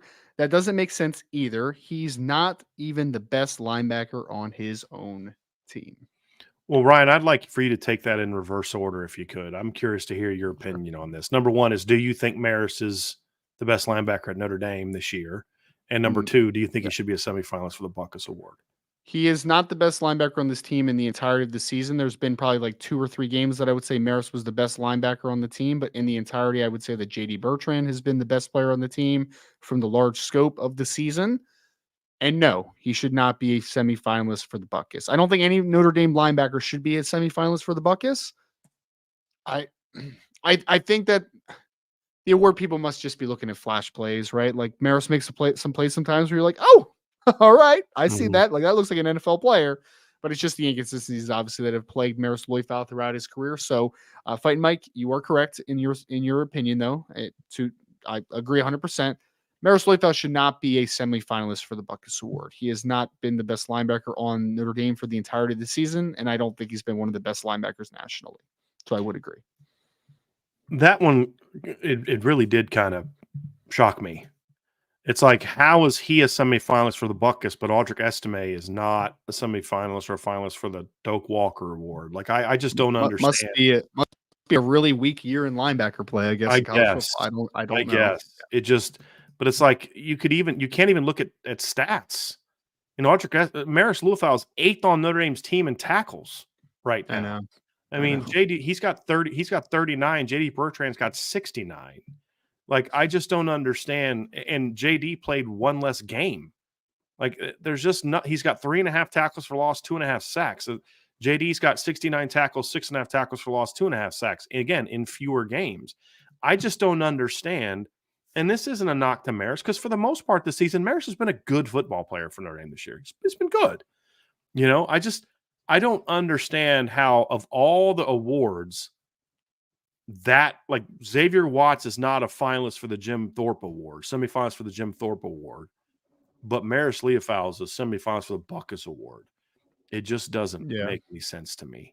It really doesn't. I think someone said it in the chat too, and I would agree. It's just proof that some voters, or a lot of voters maybe, don't watch the games, right? Like, they don't actually watch the games. Maybe, and if they do watch the games, I think they just see the flash plays. They don't study, obviously, the players that they're voting for. And I would say that is correct. He does have some of the best hair in college football. It's great hair.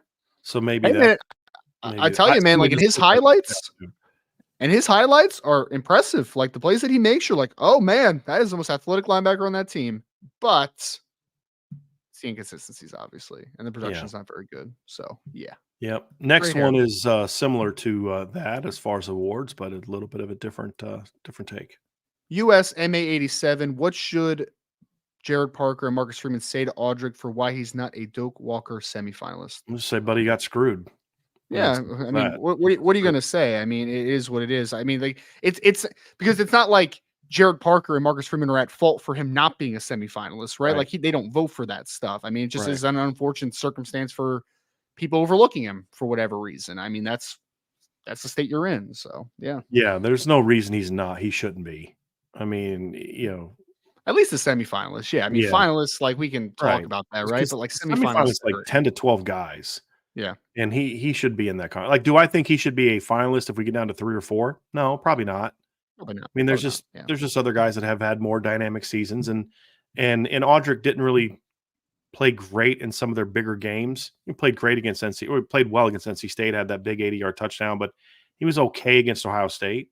He was okay against Duke. He had that big run at the end, but before that, hadn't done a whole lot and didn't do anything against Louisville. Yeah. So, he was good early against Clemson. I mean, and then late, not as good. Didn't do a whole lot in pass pro in that game. So, I mean, do I think he should have been semifinalist? Absolutely should have been semifinalist. It's just like, part of me wonders, like, is this like an anti-Notre Dame thing, or is Notre Dame's PR team just really bad at marketing their guys? There's something to that too, Ryan, because you got to sell your guys to the voters, correct? Don't you guys get stuff from schools about their because you vote? Yeah. For people send me emails of, like, this is all his awards highlights, and this is his production, and these are school records and all that type of stuff. Yeah. And that's got to be helpful, because, hey, you're sending me the data I need to study to kind of, to break this down. And so, to me, maybe that's the problem. I don't know that that's the problem, but some of this stuff is just weird. It really is just weird. It's hard to figure out. Very strange. But when you look at the season that, like, Ollie Gordon is having, when you look at the season that Amarian Hampton's having a really quietly North Carolina good season. Yes. Yeah. Yes, from North Carolina. The Schrader kid from Missouri is having a really good season. I mean, there's just some other guys. Damian Martinez is a really good football player. He's a beast. Yeah. There's just some guys that are just having better years, honestly. And they've had, some good games and some of the big moments. I mean, Ollie Gordon, went for over 130 against K-State, which was a big game. Went for over 100 against Oklahoma when it was a big game. So it's not just the numbers, it's also putting up numbers in some big moments. Even this past weekend, Amarian Gordon, they lost to Clemson, but that dude went for 178 yards and 2 touchdowns, averaged almost 10 yards a carry. Yep. Went for 169 against Duke. And then you look at Audric, and Audric didn't sniff 100 in that game. Went for a $197 and a win over Miami. So you look at some of those guys, and they're having better numbers, but they're doing it in bigger moments. I mean, the Schrader kid went for 148 against Florida last week and went for over 200 against Tennessee and went for over 100 against Georgia, over 100 against LSU. He also had over 100 yards receiving against Tennessee, I believe. Yeah, Also with the rushing yards. Yeah. So, yeah. Yeah, it was a 200-100 game for him. 205 rushing, 116 receiving on 5 catches. So, I mean, he shouldn't win the Doak Walker Award, to your point, Ryan, but he absolutely should be considered one of the 12 best running backs in college football this year. There's no question about it. But what do you say to him? Hey, man, you got screwed. But don't worry, next year when you're making a bunch of money and you get drafted over most of those guys on that list, you'll feel better about it. Right. I think this question, I think they're just trying to mess with us. All right. Robert Nishihira. Sorry if I pronounced that wrong, Robert. That was my best chance, though. Any chance of a Brian Kelly statue at Notre Dame? No. I mean, it's very simple, guys. You want a statue, win a championship. Yeah. Every person's got that, including the new Muffet McGraw statue. Muffet won 2 national championships at Notre Dame. Yeah. So Kevin Corrigan deserves a statue at Notre Dame before Brian Kelly does. So we can make Brian Kelly a bobblehead with a scowl on his face, and we'll leave it at that. We'll leave it at that. So absolutely not. He does not. And I think anyone that, whether you dislike Brian Kelly like I do or you like Brian Kelly, the standard is the standard. The only coaches that have statues at Notre Dame are guys that have won championships. Right. It's pretty simple. We had Matt Booher said, I wish Ashton Craig was getting another start. I thought we wanted to play the best players. Ashton is an upgrade to Zeke. I mean, I don't necessarily disagree based on the one game he played. I also think there's merit to, I'm a person who doesn't believe you should lose your starting job to an injury. Zeke's been a really good leader for this team. Zeke has had a good season, not a great season. I would actually really like to see Zeke playing a game next to a guy like Billy Schrauth. Honestly, you know what I would do this weekend, Ryan? And it won't happen because Joe Rudolph seems to love Pat Coogan. I would slide Ashton Craig out to guard. He's practiced a guard this year too. He's not just a center. He's listed as the backup to left guard as well. I would sit Pat Coogan and with Zeke Correll coming back, and I'd play Zeke at center, and I'd have Billy and Ashton flanking Zeke Correll. That's what I would do. If you're talking about not playing someone, because I think Zeke Correll's been better than Pat Coogan this year, my opinion. And so if you were looking to keep Ashton Craig in the lineup for another game, that's what I would do. Now, I don't know if they'd want to do that because his future seems to be at center and you want to get him to work there. But, if you're talking about making a change to get your best 5 on the field, I still think the best 5 involves Zeke Correll right now. I just, I'm sympathetic because I think Ashton Craig looked good at the end of the Clemson game. And I think Ashton Craig played pretty well against Wake Forest. Yeah. I do. Matt, all I'll say is I feel, I don't even know if we call it frustration, but I would like to see Ashton Craig continue to play. And at the end of the day, it sounds like Zeke Correll is going to be the starter as long as he's good to go. So that's the reality we have to live in. Do I think that the future of Ashton Craig at center is very bright? Yes, I do. Would I like to have seen him again? Yes, I do. But I think you hit on something, Brian. It's like Zeke Correll has not been the main issue on offensive line, right? Like, I don't think he's played particularly well in some games, but he still hasn't been a disaster. That's true of every other offensive lineman not named Joe Alt. Right. Yeah. Yep. Yeah. And I also think there's something to, again, when a guy does everything right, you got one game left. If he's healthy, play him. But because here's the thing, Ryan, I would play it. I would start Zeke, but first chance you get, I'm getting Ashton in the game. Like, that's the thing. And honestly, if Notre Dame does what they need to do against Stanford, Ashton Craig's going to play as much as he would have anyway, which is a half. And then you pull your starters, and you know what I mean? Like, that's kind of thing you hope. But it would have been nice to see him and Billy side by side for another game. That's just as far as looking forward. But I also think I'm very reluctant, Ryan, to just dismiss and put aside the kids that have invested 5 years of helping you build to where you are now. Right. And that doesn't mean sometimes a kid doesn't deserve to get benched. I just don't think that's the case with Zeke right now. And, we'll see. But I think they can both play. It's just easier to me to start Zeke and then bring Ashton in for whatever reason is something I'd rather see. Now, Marcus Freeman said he expects Zeke back this weekend. But as you know, Ryan, concussions are a weird thing, and every kid responds to them differently. We've seen kids miss multiple weeks with concussions because what basically happens is they run tests, and your body has to respond to those tests in certain ways. And if your body doesn't respond to those tests, you don't get cleared. So we don't know that for a fact that Zeke is going to be there or if he's going to have another setback. But that would be my thing with Zeke Correll. I'd say to him was like, Zeke, man, you had, I think this is the second one he's had. Yeah. We're gonna keep you safe, man. You know what I mean? And that's true. I'm not saying that as like spin to not get him to play. I'm saying that's true. You start messing with head injuries, especially late in his career. I don't know that I'd want to go there. But Sure. if he's healthy and he's cleared, you know, I think he's earned the right to start the last game of the regular season. And then you can make a decision about the bowl game. We had another question from NC Notre Dame fan. Brian, how would you feel about Marcus Freeman hiring David Shaw as an analyst? He also has experience in recruiting the same type of kids that Notre Dame does. We talked about this in the mailbag on Monday, Ryan. I don't know if David Shaw wanted to come as an analyst. Great. He's not going to. I mean, he's got a pretty good gig going. I don't think David Shaw has any interest in being an analyst for Notre Dame. What I said in the show, Ryan, is, guys, it's not analyst or nothing. Sometimes it's analyst or bring a guy in for a weekend, a week, a couple weeks, put him up at a really nice hotel in town, or you go out there to see him for a week and sit down and just open up everything to him. Let him see your film, let him watch your practice stuff, go over your practice plans, go over how you game plan, go over how you put your play sheet together, go how you put your practice plans together. I mean, just open up everything to him over the course of a couple weeks and pick his brain.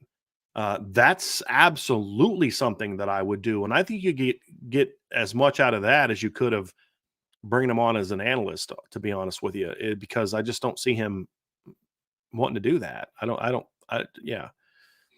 don't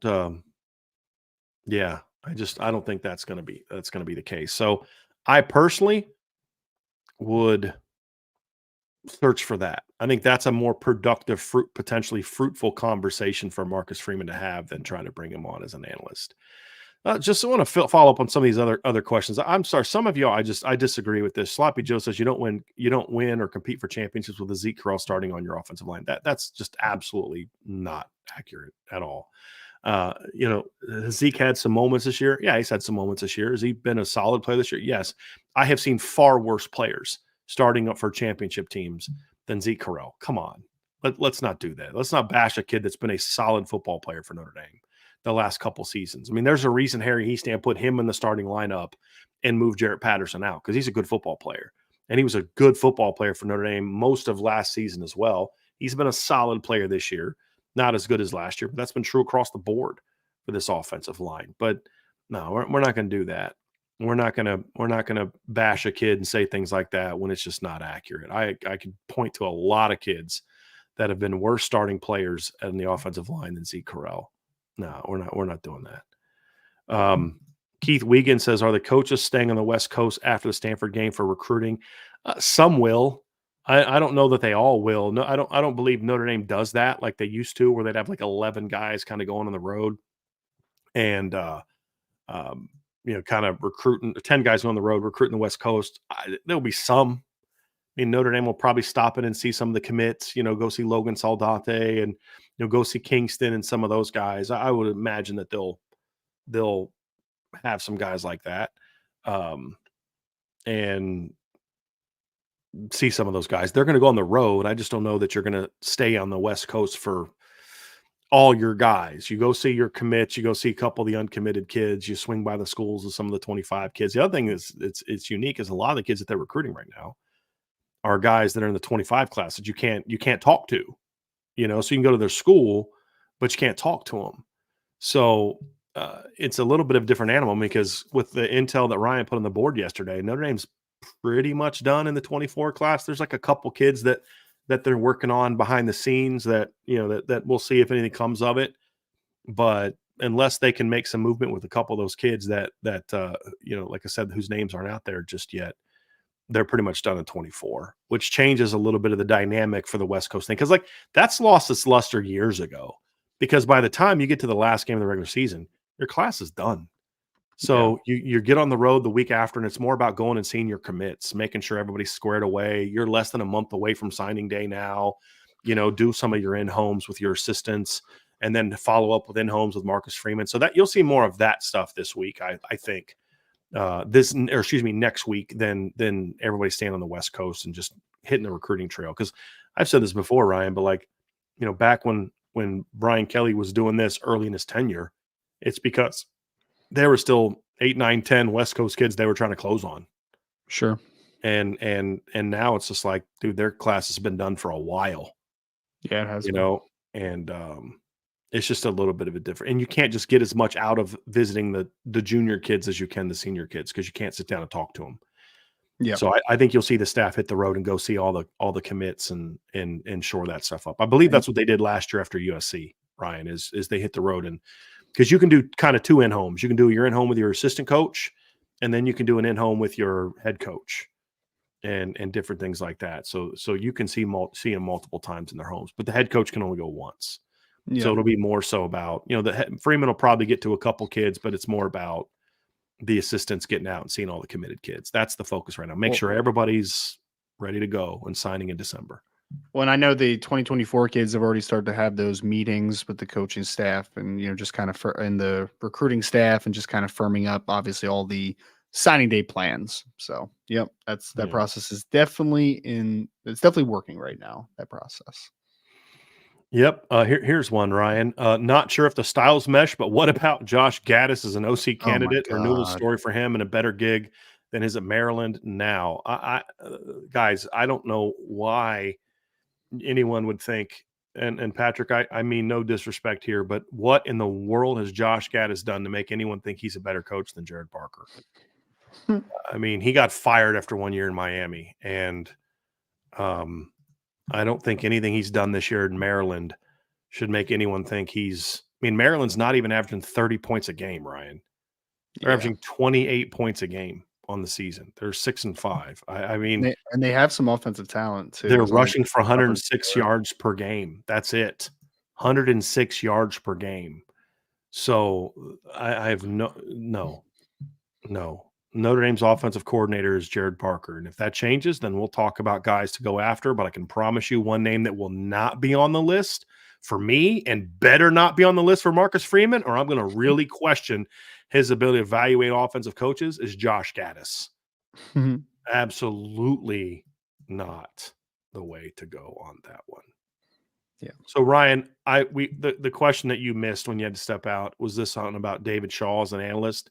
My point was David Shaw's not taking an analyst job. However, I think there's a lot of merit to bringing him in for a week or so and just opening everything up to him offensively and saying, here's what we're doing. Talk to us. Where can we get better? What are some things we're missing? Because even though he had lost a step a little bit as a head coach, that's still one of the best offensive minds in college football, in my opinion. And you can't dismiss the success he's had as a play caller, play designer, coordinator, and all that, even before he was head coach. I mean, I would be comfortable with having a couple different guys in that same vein, come in and be able to do that. And I would not be opposed to adding a really good analyst to continue to help build that, right? Like, I mean, I think there's several guys that sure. But the point is, he's not going to come to Notre Dame as an analyst. It's just not going to happen. Agreed. Right. We had a question for Ben Tarnowski. Says, where does the search start for a new strength and conditioning coach? How is it determined who is good, health of players, culture, etc.? Do y'all have a name you'd like Marcus Freeman to target? I don't really have any names. I mean, the only name that I know about specifically is David Ballou, who's at Alabama, who was at Notre Dame under Matt Balis for a year, and before before taking the Indiana job, then from Indiana took the Alabama strength job. That's the only guy I know. I don't know of any others. I'm not an expert on that, but it's kind of one of those things where, how do you know it's good? Number one, overall injury history. Like, does your team have a lot of injuries? Are they the same kind of injuries? Like, if your team has a bunch of concussion problems, that's not on the strength coach.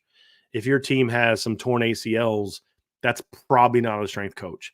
If your team has a bunch of shoulder injuries and quad injuries and hamstring injuries and back injuries and neck injuries and things like that, that's a strength coach problem. You look at how teams play in November. You look at how teams play in the trenches. When you see a pattern of consistency from year to year to year to year of teams are physical, they maximize the team's explosiveness. You see teams that perform well at the combine every year. You're going to look at what their strength coach is doing. And sometimes it's not the strength coach. It's just they recruited a bunch of really dynamic players. Sure. But when you look at Penn State over the years, they're a team that you look and say, man, like they're a weird team because they always produce these combine warriors, but then they're not a great trench team on the football field on Saturdays. It's, so, maybe that's not a guy that we love because, yes, maybe he'd help our guys in the combine, but we need a guy that's going to help us win, the trench warfare in November. That's something that Matt Bayless's programs since Matt Bayless came to Notre Dame, Notre Dame's been a great November football team, right? Yeah. So, and culture's part of it too. You'll talk to players. So those are different things you look at: injury history of players, types of injuries, how players develop from their freshman to senior years, what kind of body transformations you look at. Sometimes if it's a guy that's at a place and you recruited a kid that's at a place, so let's say you're looking at David Ballou, for example, you know more about him, you kind of have a better sense there. But let's say there's another guy you look at who you don't know as much, but he's coaching and you recruited like 5 kids that are on that team, and you look at them and you're like, man, those kids are all way better than we thought they were going to be. They've really maximized them. That tells me something. There's all types of stuff like that. But it's like a position coach. What is he responsible for, and how do the players perform in the areas that he's responsible for? Sure. If your team has a bad offense, that's not on the strength coach. If your team's not a physical football team, that says a little bit more about the strength coach. But then you even got to look further than that and say, yeah, but what if it's the style of play? There's all types of things you can look at, Ryan, to evaluate what makes a good strength coach or not. Where is the search? I have no idea. But those are the things that Marcus Freeman needs to be targeting, in my opinion. You can't just be looking at the thesis paper they wrote about what they believe. And from a sports science standpoint, you got to have you got to look at the results. I don't care what you believe, about what this, and this in theory. When you put it to practice, what are you getting from your players? That ultimately is what matters to me. Yeah, I think a track record, obviously, and a deep belief system in how you're going to get there. I mean, again, that's always a process versus results thing, but also you need results because of that process, so that matters all. And I'm sure, Ben, I'm positive that Notre Dame is probably already doing their homework behind the scenes and making sure that is a top priority for them going into the offseason. I don't know anything about strength coaches around the country, though. The only strength coach I know Ballou because Brian mentioned him already before, but Jed Smith, who is a strength coach at Northern Iowa, is one of the best strength coaches in the country, in my opinion. He does a tremendous job every single year of taking raw kids on the FCS level and building them up quickly and turn them into some athletic freaks. He does a lot of great stuff. I mean, would he ever be a guy that Notre Dame would be on Notre Dame's radar? I have no idea. I'm sure Notre Dame's going to scour the pro strength circuit. I'm sure they're going to target some college guys. I have a deep confidence that Notre Dame is going to do a very in-depth search to find the best possible strength coach. I do believe that will happen. I certainly hope so. Yeah, Yep. Certainly hope so. All right. We had another question from Shamgel. Asked this last night on the board. When was the last time Notre Dame returned as much skilled talent with experience as Notre Dame will return next season? Oh, that's a good question. I mean, the closest that I can remember is really probably 2018 because you had Chase Claypool had played a bunch. Chris Fink had played a bunch. Miles Boykin had some good experience late in the season. Obviously, Dexter Williams had played a bunch. Tony Jones had played a bunch. Ian Book had played a little bit the year before. Alize Mack had played a bunch. Cole Kmet was a good, rotation guy as a tight. I mean, probably the closest. 2019. I mean, you lost Dex, you lost Miles, you lost Alize. 2020, you lost a bunch. 2021, you were pretty inexperienced. I mean, this year you were pretty young at some positions. It's been a while, Ryan. I would probably say 2018. It's probably the last time you brought, but even then you're bringing back way better numbers at positions this year than you did that team. That's the thing that stands out to me, Ryan, is there's a lot of guys on the offense that got to prove themselves. A lot that have got to prove themselves.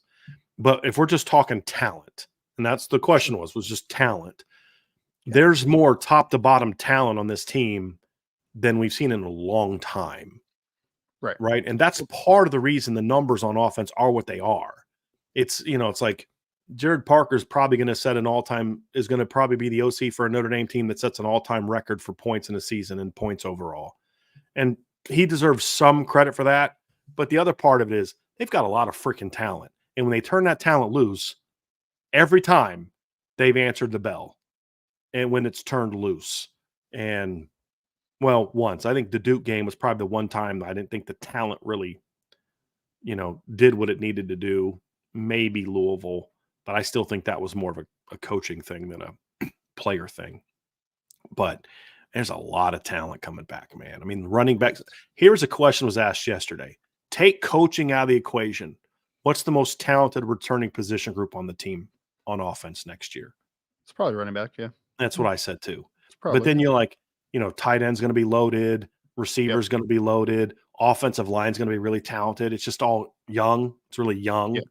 Yep. But and even quarterback, guys, there have been years where there's a lot less talent at Notre Dame than a Kenny Minchie, Steve Angeli, CJ Carr quarterback room.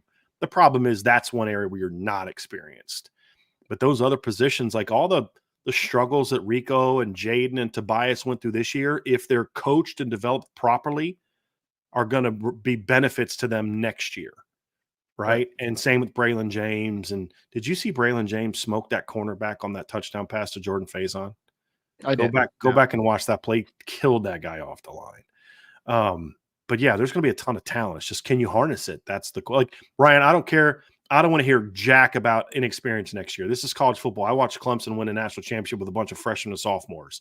I don't want to hear jack about the offense taking a step back next year because you are too young. I don't want to hear jack about that next season. No excuses, especially with the schedule they play next year. No excuses for this offense not to keep building. None. Well, that was the most exciting part of the last game, was that it was all, like I talked about it, all the wide receivers you saw make plays, all the tight ends you saw make plays, outside of, obviously Audric Estime, the skill position just in general, all those guys are going to be back next year. I mean, all can come back if they want to, I should phrase, right? Chris Tyree can come back if he wants to. You have Jaden Thomas, although he didn't play much, he can come back if he would like to. You have obviously the young kids, the Rico Floreses, the Jaden Greathouse, Braylon James, they all can come back. Every one of those players, Jordan Faison, all those guys, tight end room, the Eli Raridans, the Holden Stace, the Cooper Flanagans, Mitchell Evans returning from injury.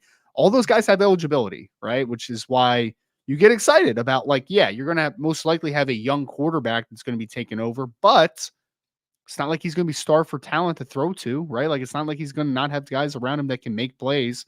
So I think that is one of the nice things about this win against Wake Forest, more than anything, outside of just having a dominant victory, was you saw a lot of young kids, I think, take a nice step forward and show that they have legitimate potential to be dudes down the road for Notre Dame. And that's exciting, man. It's really exciting. Yeah.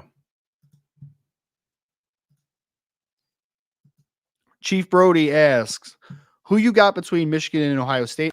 I've never been this invested in a college football game that Notre Dame isn't participating in. I get that. Ryan, I've said it. I picked Ohio State this offseason. I haven't seen anything over the last month that would make me change my mind. I think Michigan's finally tested for the first time, and they showed that they're a good football team, but they're a good football team that's not a great football team. Ohio State has had their moments this year where they didn't look like a good but not great football team either. I think the one difference is Ohio State is heating up at the right time, and they're getting healthy at the right time. That's the other thing for me, is they're getting healthy. And what we saw from Travion Henderson this last two games is okay, that's the guy we saw as a freshman that had kind of disappeared for a while, that since he came back from the injury he sustained against Notre Dame has looked like a different player. In his last four games, Ryan, he's gone 162, 128, 63, 146, and he's had 5 touchdowns in the last 4 games. Matter of fact, he's had over 100 yards in 4 of his last 5 games, one of them being Notre Dame. then he missed 3 games. So I still believe Ohio State's the better team, in my opinion. I think Ohio State, to me, their offense matches up better against Michigan's defense than Michigan's offense matches up against Ohio State's defense. That's kind of how I see that game playing out. As long as the Ohio State defense is healthy, I should clarify. They're getting healthy on offense. Their defense has been a little banged up the last couple of weeks. But what I don't know, Ryan, is like, did Tommy Eichenberg sit because they just didn't want to take a chance of him hurt, or is he just genuinely couldn't play? That could factor in, because if you take Tommy Eichenberg out of that lineup, that changes things a little bit for me. It's like taking J.D. Bertrand out of the Notre Dame lineup. He may not be a great player, and Tommy's not a great player. He's a good college football player, but he is very important to that defense. Very important to that defense. And when I mean not a great player, man, he's not a top 15, 20 NFL draft pick, in my opinion, type of talent. Sure. You may disagree with that, Ryan. I never saw that from Tommy. He's a really good college football player. So they're going to need him healthy. So that's my take on it. I don't think it's not a surprise to me that Michigan's offense in the last 2 games, when they played real defenses or real teams, has been under 300 yards of offense the last 2 games. That doesn't surprise me at all. Ryan, you've been banging this J.J. McCarthy's overrated drum all year, in my opinion. So anyway, I shouldn't lead you. What are your thoughts on this game, Ryan? I still think Michigan wins. I mean, I don't know. There's something like, and it's not as much analysis as, because I do think that you make great points. I do think Ohio State matches up in certain areas that I think is different than last year, but there's just something, man. Like, I don't know. You think they're a team of destiny type of thing? Just kind of like that? No, not a team of destiny. I wouldn't put it that far. I just think they have the blueprint for being Ohio State, and I know Ohio State's improving in certain areas, but I just don't. They can't utilize part of that blueprint anymore, Ryan. What? No, well, hey, I know we could talk about the self-scouting and everything, and people are like really touchy about that, but like, Michigan still beat up Ohio State physically the last 2 years. Like, they still beat them up. I mean, that has nothing to do with self-scouting. I watched Aiden Hutchinson just run circles around offensive tackles. Is that self-scouting, guys, or is that just him being a better player than what you had? I mean, that's just sign stealing. Yeah.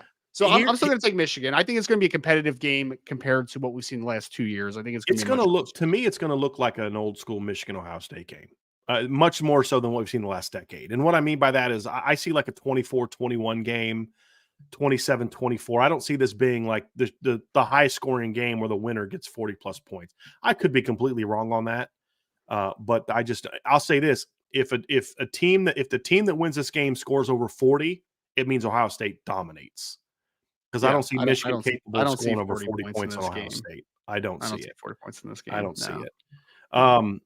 It strikes me as like a 20-something to 20-something game. Like, that's kind of what I see. I think Ohio State can beat Michigan in the trenches with their defense, because I think this Michigan offensive line is good, but it's not as good as it's been. My only concern in this game is I still, even though they've ran the ball better in recent games, I still have concerns about whether or not Ohio State's offensive line can run the football against the Michigan D. That's my only concern about this game. If they can just be okay running the football in this game, I think Ohio State wins. Because that Michigan defensive line it's good. It's Mason Grant, and Grant inside, they're big dudes. I thought they shouldn't have had him for the first half. I thought they were going to boot him for targeting against Mason Graham last week. It was a questionable one there. I thought they were going to do it, but they ended up not doing it. I couldn't believe Talia got up, man. He got some so I was like, holy shit. And somebody asked, he is not a quarterback option I would look at if I'm Notre Dame. Talia? Absolutely not. Does he even have eligibility left? Does he have eligibility somehow? I believe so, because I think he's one of those kids that is impacted by the COVID eligibility. Because he was a 27. No, he's a 20. No, that's Tua. Sorry, Tua. Talia was, I think, a 2019 kid. Correct? Maybe. That sounds. Let me find it here real quick. He was class of. Where's it at? Let me find it here. What class? That's his recruiting grade. I can probably find it. What year was he? Okay, high school. He was part of the class of 2019. So 19, 20, 21, 22, 23. So he's a fifth-year senior now. And he redshirted as a freshman at Alabama, which means he would have a 6th year due to COVID. Mm-hmm. So he could come back. He could go somewhere. But that is not a guy that I would look at for Notre Dame in the portal at all. Yeah. At all. Yeah. Just not my thing. All right. Lance Hub says, "Is there any players not in award semifinalist list that you feel should be from Notre Dame's teams besides Audric Estime? Ryan, other than Xavier Watts for the Thorpe, is there any? I don't know that there's anybody else. Like, No. I don't. Joe I Walt don't. feels like he's going to clean up, and Yeah. So I think Howard Cross was on the verge of maybe being in some of those conversations, but he hasn't been quite as statistically productive down the stretch as he was at times during the season. Not that he's not playing well, but he just hasn't been as, look, guys, numbers matter to this kind of stuff. And in the last 4 games, Howard Cross has a total of 1 tackle for loss. Well, he's also he's just not like a flashy guy, right? Like you love him because he's like relentless and he's consistent, which is awesome. But like he's got like 6 tackles for loss and a sack on the year. It's like that's not numbers. Right. Yeah. It's not going to get you there. Unless you're a like Terrence Cody nose tackle type of guy, like like Jordan Davis a few years ago, where he was like, I think he was at like 5 tackles for loss, 2 sacks on the season, but was in those awards because like Jalen Carter was another guy that didn't have knock your socks off stats at Georgia last year. He was 7 tackles for loss last season. He had 8.5 in 15 games a year before, but the dominance wasn't about the production. It was about just that dominance because the way they played him, was you dominate so the linebackers can go make those plays, right? You're going to blow stuff up. That's not what Howard Cross has asked to do. No. So I don't think he deserves it. I mean, Xavier Watts is really the only. Now, I'll say this. Mitchell Evans, had he not got hurt, to me, flat out would have been or should have been a Mackey finalist. Yeah. But, he got hurt at a time where he just wasn't able to kind of keep building on what he was doing. But, he would have been in that conversation, Ryan, if not for the injury. Al Golden was on the Broyles award list, right? I mean, I know we're talking about players, but like, he deserves recognition in that department, in my opinion. So he's earned it. There's no doubt. He's definitely earned it. I was trying to think about this because Broyles usually goes to coordinators, right? Doesn't it normally go to coordinators? Usually, I'll say the only other guy to me that on the Notre Dame staff that you could argue being in conversation for that is Mike Mickens, obviously. If we're talking about just pure assistant coach, or not just coordinator. I mean, the job he's done at cornerback with Notre Dame is just tremendous. Right. And we had Serena Spies, 22, says French apple pie a la mode or lemon meringue pie. I'm a French apple guy, like me some apple pie. We talked about this on the Monday or the Friday recruiting hour, but I'm a classic apple pie guy. I do love lemon, but I'm actually not a lemon meringue type of guy. Typically, I'm more like a lemon square, lemon curd type of guy than a lemon meringue type of guy. So I'm not a lemon fan overall, and I don't like meringue. My grandma would make chocolate pies for Thanksgiving, and I would always take a slice and then slide the meringue right off the top and eat it without it. I'm not a big meringue guy, but I love pie. I love apple pie and cherry pie. Those are my 2 favorites. I'll do pumpkin pie if it's there and it's good, but I'm not a big fan of pumpkin pie either. And I actually like pecan pie, Ryan, but for some reason, it's just really too sweet for me. Like it's really not sweet. It's too rich. Yeah. For me, normally, it's just a little too sugary flavor for me. At least the ways that I've had it in the past. But like I said, I'll do a pumpkin pie, but it's just kind of like, it's there. It's Thanksgiving. I don't want to be rude. Yeah. But we don't get pumpkin pie at our house or when we have pie. So, yep. That's mine. What's your favorite dessert, Ryan? Oh, I get made fun of all the time, but I've talked about this. Carrot cake is carrot cake. That's right.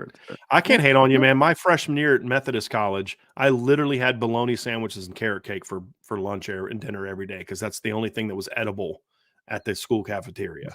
It was terrible, but it was actually a really good carrot cake. If a carrot, I wouldn't say that I just love carrot cake no matter what, but if you can make a good moist carrot cake, I can dig that. With good frosting, I can dig that because it's one of the few desserts I like where you actually have like a little bit of a cream cheese topping that I actually like. I don't normally like cream cheese toppings, but some of the carrot cake toppings I've had have been pretty good in that regard. We had JHT 1988. Brian, are there defensive cover schemes Notre Dame has especially struggled against?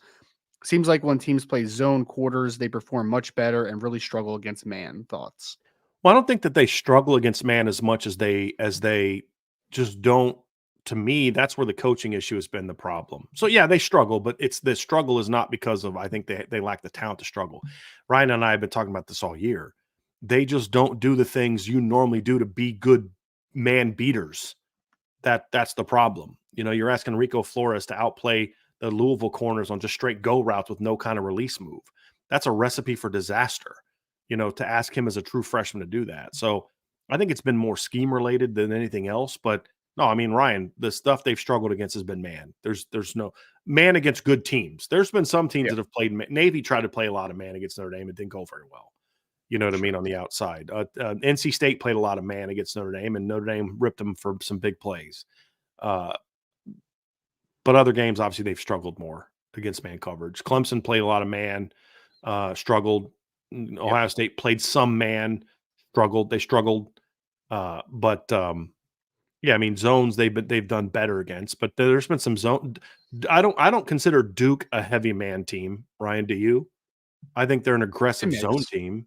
They mix, and Notre Dame struggled against both against them because they do a good job of in their zones they beat you up outside, and I think that's what makes their stuff effective. But it's more so against more aggressive coverages is what I would say. Like Wake played off coverage almost the whole game, and when they did come up and press, that's not normally what they do. They tried to press at times, and Notre Dame's guys whooped them because that's just not normally what Wake does. They played out of their comfort zone, but they played a lot of off-man coverage, and the Notre Dame took advantage of it, and did well against it. So I think your analysis is pretty fair. I don't think we should be shocked when you throw a player into the boundary to win one-on-one, and they are not a speed demon or they don't have great length, and they're not able to win vertically. But that has nothing again to do with that player. That has to do with people being asked to do things that they shouldn't be asked to be doing. So. Did you notice who they had in the boundary on the touchdown pass to Jaden Greathouse? I'm trying to think. Like trying to visualize it in my mind. No, I don't think off the top of my head. Jordan Faison. Faison, yeah. Right. It's similar to what you and I talked about last week, right? We said, hey, put Chris Tyree outside and then put Jaden Greathouse in the slot for certain looks. Put speed outside. They chose to go with Jordan Faison, which is I don't care. It's the same thing. You're putting a fast guy outside, and they did a great job because he cleared. Like if they would have had Rico Flores into the boundary on that play, I don't know if it works as well because can Rico take the top off as quickly as Jordan Faison did? I don't know the answer to that. Would that have then forced Jaden to come a little flatter, which would have allowed the safety to redirect and get back under? I don't know, but they certainly did some good things in that regard by mixing up their personnel a little bit. Absolutely. Yeah. If you don't have a guy outside right now in the boundary that you love from a length and speed combination, putting speed outside can loosen things up. You need to be able to loosen up and get the middle of the field open. Yep, agree. We had Jay Henry with a question. Is there any chance we could see Keidron Young or Cam Williams as kick returner or punt returner next year? I don't know about Keidron, but I don't know how much I love the idea of Cam Williams as a kick returner. I just don't like tall kick returners. And it's not because they can't be good at it. I worry about their safety. Getting undercut, getting their knees chopped because a lot of those kicks a lot of guys go low on kick return tackles. I just worry about that a little bit. But can Cam be a dynamic kick returner? Sure. He could. I just think you have a pretty dynamic, explosive kick returner now. And I think it'd be kind of hard for anyone to replace that. Punt returner maybe is going to be a different story because to me, Chris Tyree did a really nice job in a couple games as the punt returner, but I don't think he's been so good that even if he returns, he should have that locked down next year. I would open that up. Yeah, I would open that up. Yeah. He catches everything up by his face mask. It really terrifies me every single time. And at times we've muffed a couple, and he still struggles to gauge whether to catch it or not. So to me, I would still love to see Jeremiah Love as a punt returner at some point. Yeah. I would still love to see it. The point is, Ryan, to me, punt returner should be open next year. Yeah. And even if Chris comes back, Jeremiah Love is one, Jadarian Price is one, Micah Bell is one, Cam Williams would be one, Aeneas Williams potentially, although I don't know that I I don't know that I could say that I've seen him return a lot of punts this year. I just haven't watched Yeah, it a lot. I he haven't does watched senior does film a lot. everything for Um, his team. It's nuts, but man. he's another guy that's got that thick lower build, that's got some shake. You need a guy that can break tackles initially. I mean, Chris Tyree's 80-something yard touchdown run, he had to break 2 tackles initially. You almost always have to break at least 1 or 2 tackles on a kick return, or have some kind of shake where you can quickly redirect like Zachariah Branch did against Notre Dame. So Aeneas has some of that. There's plenty of options. There's plenty of talented guys back there. Christian Gray was a pretty good punt returner in high school. He's a good Jaden returner, too. Greathouse. Jaden Greathouse is another guy that I'd look at as a punt returner. I'm surprised they haven't looked at him this season. I wonder if they would have had he not gotten hurt in the middle of the year and had the I thought he was taking some punt return duties in like fall camp, I he think, was right before the That's season started. That's why I'm wondering Yeah. if the hamstring injury kind of eliminated him from a candidate there. But and then of course Jordan Faison is another one. Faison looks pretty comfortable back there, man. He's I like another him back one there. that should be back there. So there should be an absolutely fierce battle at punt returner for next year. Yeah. And kick returner to me is just that's a little bit more of a who I'd love to have Jeremiah Love and Jadarian Price back there. Kind of like pick which one you want to kick it to. Yep. I would love to see that. That would be explosive. I agree. PK with the question, what can be done to improve Notre Dame tackling skills for next year? We talked about like the natural ones from the development perspective as far as like, why are you recruiting the way you are, PK? It's to get longer, to get more athletic, and longer, more athletic guys tend to not miss as many tackles, right? Like that's just because they have a bigger tackle radius. They're able to cut the ground between them and the ball carrier a ton more. So I think just naturally it's going to improve over time. I think, look, we have defended the JD Bertrand slander on this podcast, but like JD is going to miss tackles at times. Why? Because he's not incredibly long. He's just not. I think Drake Bowen will miss less tackles than JD just based upon his body composition and his explosiveness. I think that's just what's going to happen next. So yes, attention to detail, coaching him up, all that great stuff. But next year, defensively, you're going to be a lot younger, but you're going to be a lot longer and a lot more athletic. So some of those things might improve a little bit. Like you might not be in the best spot all the time, but you are going to be maybe more equipped to finishing plays at the ball when you do get there. I'm going to make an assumption, and I want you to tell me if I'm correct or not correct, Ryan. With the exception of the occasional time where you were just playing somebody who's just, like you said, maybe way longer, way better, more athletic than you. When you had missed tackles in high school, did a lot, if you think about it, did a lot of the time have to do with I just wasn't quite where I needed to be yet? Whether it be because and that's the big thing for me. There has to be a level of making sure that your defense is to the point where the players know exactly where they need to be.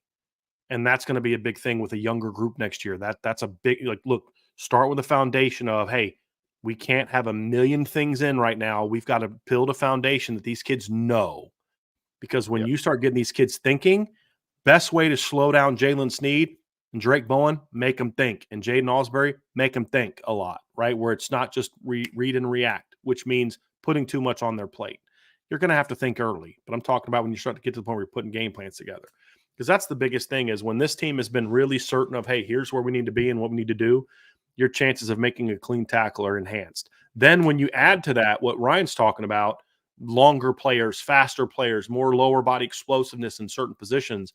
Like with all due respect to DJ Brown, as long as the Don Schuler's technique is correct, he's just going to be a better tackler than DJ Brown. Why? He's a better athlete. He's just a more naturally powerful player. I don't know if you had a chance to watch a Don, Ryan. I'm not sure if you had a chance to go through the all 22 yet of the game. Not as but much. Dude, every time I watch him, it's the same thing. This guy moves a lot different than I thought. Like, I always knew he was going to be a thumper, but his speed has really impressed me compared to what I thought it was going to be. But that's a big part of it. Why is he going to be better than DJ Brown, in my opinion, at some point in his career? And this is no disrespect to DJ Brown, who's been a solid player this year, because he's just a better athlete, a more explosive athlete, and a longer athlete, and a more powerful athlete. That factors in too, because sometimes, Ryan, I can take the best high school, linebacker in my county, who's 5'10", 195 pounds, and teach him. He could be the smartest, best technique in the world, but if he's 5'10", 195 pounds, runs a 4.8, and I put him at Notre Dame, he's going to miss a lot of freaking tackles, Sure. right? Because there comes a point in time where it's also like, are you better than the guy across from you? Or he's not going to get off the blocks very well either. So yeah. Like what could that kid from Syracuse have done any different last year against Audric Estime? He came low, he had a good angle. He's not very long, and Audric face planted him. I don't know what else that kid could have done, because the dude that face planted him was just a way better football player than he was. And that's sort of where Ryan's coming from. Is this the overall length, talent, just the talent profile next year is going to be so much better. It's just going to be young. It's going to be very, very young. Let me read this one, Ryan, because this is more for you. Ryan, with opt-out season nearly upon us, are there any players outside of Audric that might opt out of the bowl game, and doesn't matter who the opponent is, a.k.a. LSU? I mean, I'm not sure about the latter, Lance, because I think that there's some merit to, like, if you're playing in LSU, for instance, and Brian Kelly, there's like a revenge payback season type of feel. So, like, maybe that could change things. As for, like, the NFL conversation, the only player that I would say that would probably not play, and again, like, this is only speculative, but, like, Joe Alt doesn't need to play. He has nothing else to show to you. Like, if you're an NFL evaluator, like, I don't need to see Joe Alt play in a bowl game. That doesn't do anything for me. Like, you're good, man. You're good. I've seen 2.5 years of film on you, and you're good to go here. So Joe Alt's the guy that I think makes the most sense as far as, like, opt-outs. Could Sam Hartman opt out? He could. I don't think it's like a foregone conclusion, though. I mean, I think that would be more like a decision that's happened between the coaching staff and Sam of like, hey, Sam, like, love you, buddy, but like, we want to get the young guy a little bit of playing time. Are you cool with this type of thing? And then that conversation happens. But of a pure opt outs, I think Joe Alt's the guy that's most likely to opt out. You know, maybe Cam Hart to avoid injury. But other than that, I think Joe Alt's the guy that I'd look at outside of Audric. My conversation with Sam is, look, I understand the desire to play younger guys, but Notre Dame has to win. So I think for me, the way that the opponent could matter to me, Ryan, is my conversations as the coach might change depending on who we're playing. Yeah. If we're playing an LSU or an Ole Miss or a team like that, I would want to strongly consider trying to make sure that some of those guys do play. Brandon just made a point too. Another guy that I am almost kind of, here's the problem. I don't know if he'll want to do this, but I would sit down with Cam Hart and have a really heart-to-heart conversation about him sitting out. I mentioned him as the other guy that's possible. Yeah. Like that's the one for me, because and it's like what you said about Joe Alt. What else can Cam Hart prove right now? I mean, if you're playing LSU and Malik Neighbors is going to play, that might actually be something that could be attractive to Cam, because, like, look, let me go lock down one of the best receivers in college football, and maybe that'll boost my stock up. But, I mean, we've seen him against Marvin Harrison and, you know, some really good football players the last couple of years. We've seen him perform. We know who he is. But if he wants to play, I'd let him play. That's kind of how I feel about all these guys. I don't know that there's anyone that I would say, nah, you're not going to play, leave. Sure. But again, part of it's your opponent. I mean, if it's going to be depending on who you play. I'm talking about from a coaching standpoint. More you looked at from the player standpoint. I'm looking at from the coaching standpoint, because Notre Dame has to win that bowl game, in my opinion. Like, this is not one of those. It doesn't matter. They've got to get to 10 wins. Got to get to 10 wins. So to me, that would be another one. There's another kind of NFL question related down here, Ryan, that I'm gonna ask you. One for the Gipper says, is this the most talented Notre Dame team as far as NFL draft picks? I count 7 that will get drafted if all declare. Well, I don't even know what the record is for Notre Dame players getting drafted. I mean, for It's the much guys greater that than 7. Yeah. Well, for the guys that I think will get drafted, to your question, Audric Estime will get drafted. Mitchell Evans probably would have got drafted, but he's most likely going to come back now with the injury. Joe Alt's going to be a high first-round pick. Offensively, I think like, Blake Fisher's a conversation if he declares, but, like, 1, Blake Fisher should not declare, and 2, I don't think it's a foregone conclusion that Blake Fisher gets drafted if he does declare. I don't think the film's been that good. That's like a foregone conclusion. I disagree with that. On the defensive side of the football, if Riley Mills comes out, I think he gets drafted. If Howard Cross comes out, I think he gets drafted. Javonte Jean-Baptiste, maybe, but it's a little bit of a borderline guy. Do you think he has to test well? Because I know you've liked what he's done on film this year, Javonte Jean-Baptiste. Like, do you think testing could impact that, or is it just about people have to fall in love with his film or not? I mean, I think it's with everything. Like this was his first year as a full-time player, and you want to see, obviously the film. I think the film's been good, but overall upside, that the defensive end edge position is just a position in general that is so, people talk about the testing numbers being super overrated, and they are for several positions, but for edge, I actually kind of very much disagree about that. Like if you look at the guys that have become standouts or just stars in the NFL, they're usually those freaks that we talk about, right? Those guys that are incredibly athletic, incredibly twitchy, because they are in one-on-one situations a lot. They have to be twitchy. They have to be athletic. So I think that that's going to be determined. I'll say that he's a borderline guy, though. I wouldn't be shocked if he gets drafted. I also wouldn't be shocked if he's a priority free agent. I mean, I think that you're there in that type of situation. Cam Hart will definitely be drafted, in my opinion, as long as the medicals check out. And then Xavier Watts, if he declares, will get drafted. So I think 6 guys is more the number this year than 7. You said Cam Hart could be too, 7. right?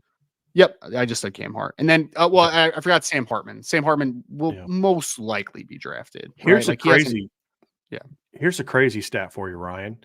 Javonte Jean-Baptiste right now, according to Pro Football Focus, has 31 pressures on 261 total pass rushes.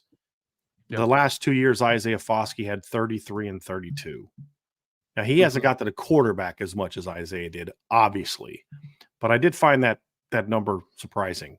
And you wonder, man, if he just could have just closed on actually got more hits and sacks on the quarterback, what that would have done. But he's been disruptive a lot of the year. Yeah, I think that comes down to the athletic profile, though, the right? Explosiveness, as far as being able to finish. Yeah, right. That last step of explosiveness that can come into getting to that point. Exactly.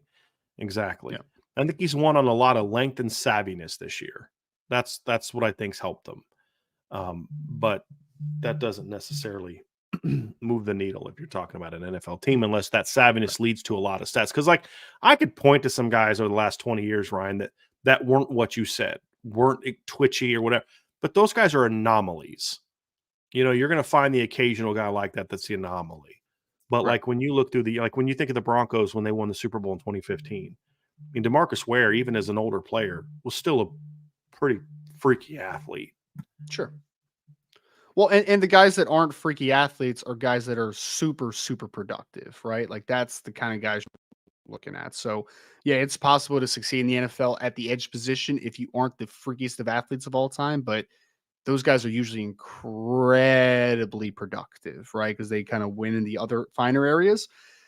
And for me, Javonte has had a really good season, I would say. I wouldn't even say good. I think he's been really good for Notre Dame. But he's not the most impressive athlete of all time, and I don't think he hasn't been incredibly productive as far as finishing plays, and I think that could hold him back from being drafted. It'll be close, though. Again, if he goes 6th or 7th round, would I be shocked? Nah, I wouldn't. I mean, literally, last year he had a draftable grade from the NFL, but this draft is a little bit different. This is a deeper draft than what it was last year. I actually think he had a better chance of getting drafted last year than this year, potentially, because I just think the draft class is a little deeper. Interesting. Very interesting. I think there was one more draft-wise, Ryan. 2 years ago, Notre Dame had 9 guys drafted, or 3 years ago. After the 2020 season, Notre Dame had 9. And that team is because I'm not going to speak to the draft part as much. I'm just giving you some numbers. That draft class also had Brock Wright and Tommy Kramer, who didn't get drafted, but made NFL teams and have started games in the NFL. So, because that team had Eichenberg, Banks, Owusu-Koramoah, Tremble, Hainsey, all were day 2 draft picks. Then you had Book, Dalen Hayes, Adetokunbo Ogundeji, and Ben Skoranek. So you had 9 guys get drafted. And then they had 7 get drafted after the 2015 season. And then they had 1, 2, 3, 4, 5, 6, 7 after the 2013 season. But Notre Dame back in the 90s had some deep draft classes. In 1994, they had 1, 2, 3, 4, 5, 6, 7, 8, 9, 10 guys get drafted. 93 had 1, 2, 3, 4, 5, 6, 7, 8, 9. So in 93, 94, you had 19 guys get drafted, including 7 first round picks. Mhm. So to me, it wasn't just the numbers, but you had high draft Volume. picks. And Volume. I think you and I agree the only guy that's going to sniff the first round this year is Joe Walt. I'm hoping that Cam Hart can sneak into day 2 if the medicals check out. Fingers It's crossed. possible. It's possible. But I don't see him jumping into round 1 for a number of reasons, most of which have nothing to do with how good of a player he is. But talent-wise, no, this is not Notre Dame's most talented team. If you consider talent to be a combination of experience plus talent, plus athleticism, because that factors into your talent. But it's one of the more athletic teams that Notre Dame has had in a very long time. The problem is some of their best athletes aren't playing because they're young. You know, Micah Bell, Christian Gray, Braylon James, Jeremiah Love. Those guys aren't playing as much as they did. But no, I don't think this team's anywhere close. This team is in the most talented team they've had in 10 years. If you look at top end talent, I think where Ryan and I talked during the season is this is one of the deepest Notre Dame teams we've seen in a long time. But I would argue most of the high level NFL players, the guys that could potentially be day 1, 2 draft picks, most of them are not draft eligible. And some of them won't be for a couple years. That's when I think you're going to start to see really, if the development is good enough, that's going to be where you see this team take a big jump in the next couple years to where they start putting out more and more and more high level guys, but also better numbers, in my opinion. Sure. That's where I think the recruiting is going to, when you see that the Marcus Freeman recruiting classes become draft eligible, Ryan, to me, that's when you're going to start to see Notre Dame's draft numbers go way up. I'm not sure I think you and I are on the same page on that. When we start looking at like the 23 recruit and the better, 24 develop classes. talent better, and agreed. Yeah. Yep. Here's one, Ryan. I'm going to read this because I just want to get your reaction to it. Is JJ McCarthy the most overrated? This is from JHT 1988. Thank you, JHT. Is JJ McCarthy the most overrated quarterback in CFP history this year? This team has asked nothing of him to win. He literally didn't throw a pass in the second half, and their only ranked win. I'm trying to think real quick of guys that I consider overrated. I mean, my initial impulse is yes, probably. I mean, this was a player that we were billing as a Heisman Trophy candidate, or people were billing as a Heisman Trophy candidate. And he's also a kid that's being talked about as potentially being quarterback 3 in the 2024 NFL draft. And I don't see either one of those. I don't. I mean, look, I think that it was very telling. And I know some people push back on this, and some people I respect push back on this, and it's fine. But my guy posted bet after there was a suspension, right? Bet on Twitter. And then proceeded the team in the biggest game of the year so far against Penn State, in a game that was a 1-score game, the majority of that football game. They said, you know what, JJ? You're only throwing the ball 8 times today. Mm-hmm. You don't do that with kids that are that guy, right? Like, you don't do that. So, yes, I think JJ McCarthy is very overrated. Do I think he's very talented? I do. I think he's got a live arm. I think he's a very good athlete. There's no doubt. I agree with those sentiments. But I always push back. I will always push back on this because I know there's some people like, oh, why did he need to throw the ball? Because he ran the ball down there. I'm just like, no, that's not how that works, right? If one of your biggest assets is a quarterback that apparently is going to go in the first round, you utilize him. Because you know what? If he's that dude, it's probably not a 1-score game the majority of that football game. You probably blow out Penn State because they couldn't do anything offensively against Michigan that day. So yes, JJ McCarthy is very overrated. I think that what Michigan asked him to do at some areas and in some games is very telling to him being overrated as well. Mm-hmm. Last 3 games, Ryan, JJ McCarthy has 0 touchdown passes and 1 interception. And if you add rushing touchdowns in there, guess what? He still has 0 touchdowns. I'm sorry, you're not a great quarterback if you go through a 3-game stretch. I don't care who you play. And 2 of those games are competitive. Here's the thing. If you'd say they're all blowouts and, okay, fine. But you've had 2 competitive games in a row. Yeah. And you've accounted for 0 touchdowns. He went 12 of 23 for 141 yards, 0 touchdowns and a pick against Maryland. He went 8 of 13 with 3 interceptions against Bowling Green. The kid's not going to sniff 3,000 yards this year in the regular season. Not even going to sniff it. And people have turned Ryan's not going to like this, and I don't want to get into this argument. I'm just going to share my opinion now. because I don't include you in this, Ryan, because I value your knowledge of football. So I'm not talking about people like you. I'm talking about people that I think you dislike. But this obsession with like draft Twitter, right? We have turned every conversation into a conversation about talent, not players, not how good of a player you are. And that drives me nuts on Twitter. So again, I'm not talking about the real people that do this. I'm talking about this obsession that we get on Twitter, and too many sports writers have adopted that line of thinking, which is why it's hard to have a conversation nowadays about how good a player is. And JJ McCarthy, to me, epitomizes that more than anything, because to your point, Ryan, if we're just talking about like NFL draft evaluation, there's a lot to like. Live arm, tall kid, athletic, has won a lot of games as a starter. There's things to like, but he's never been a great quarterback, ever. And they've never counted on him to go win. What's the game you can point to say, hey, JJ, go win us this game? What's the game you can point to and say that that's the case? There isn't one. I guess they let him loose against Ohio State last year, right? Did like 300 yards, but did he throw for that many yards? I thought he threw for like 3 something. Threw for 263 on 12 completions, because they were hitting like wide open guys down the field on some play action stuff. He ran well against. I mean, he had some nice runs against Ohio State last year.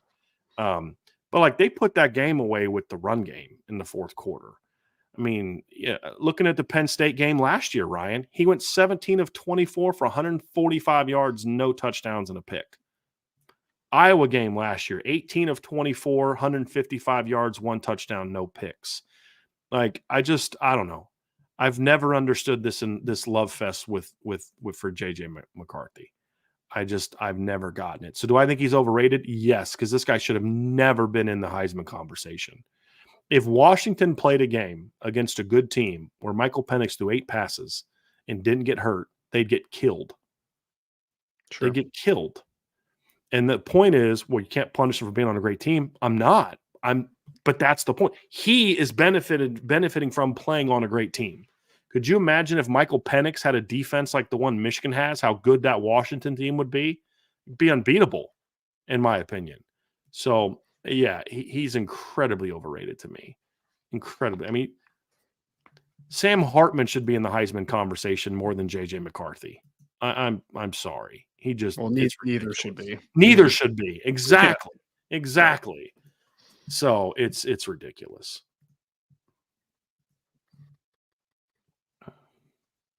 We had a question from NC Notre Dame. I saw this one. I didn't want to talk about this one. If Louisville beats Florida State and then wins a playoff game, will it look bad that TCU and Louisville has a playoff win and Notre Dame doesn't? And what does that say about the program? I'm pulling this up because I wanted to say this to him. Yeah. Listen, man, you can be as pissed off as you want about the season, but the reality is we're just not going to do this the whole offseason. We're not. Number one, Louisville has no chance at making the college football playoff. None. Right. They were ranked behind a 2-loss team last year. Okay. And so what if this, and this? This is nonsense. Nonsense. TCU lost 65-7 in the title game. Like I'm so tired of this looking for any reason to be upset and negative and bitch and complain. And we're not going to do that here. There's another channel that's literally only geared towards bitching. Go watch that show. We're not going to do that here, right? Jeff Brom's done a great job at Louisville this year. He has. Notre Dame had no business losing to that team. None. And we have talked about this, but we're just not going to do this whole offseason. And if all you're going to do is this whole offseason, I'd rather you just not talk about things, right? Here's my point. Can we be constructive in our criticism? Can we be pissed off about things? Absolutely. But just looking for this kind of stuff to just complain about, we're not going to do that. We're not going to do that. And so Notre Dame's got to get better. Simple as that. Simple as that. We're just not going to play this bitch the whole offseason thing about stuff like this. It has nothing to do with what today's show was about. Nothing. And if Louisville beats Florida State, they're still not getting in the college football playoff. So just let it go, man. right? We'll talk about things that need to get better, need to get corrected. But honestly, I'm just not going to allow the channel to turn into this. We're just not going to do that. We're just not going to do that. Yes. I saw that comment earlier. I'm just like, oh man, here we go. Yeah. We're talking about TCU. Am I supposed to be overly impressed that TCU won a playoff game and then got smashed 65-7 and then sucks the year after because they were a 1 year wonder? Like, okay. Right. All right. And what does that say about Notre Dame's program? It says Notre Dame has a lot more sustainable program than TCU does. That's what it says. Right. So, I mean, would you rather have been Notre Dame last year and gone 9-4 and then come back this year, maybe go 10-3, but you didn't make the playoff and get destroyed by TCU, and then you've got to, or by Georgia, and you have a losing record the next year? Because the same person, if Notre Dame was TCU right now, would be bitching about being TCU right now. That's the reality of it.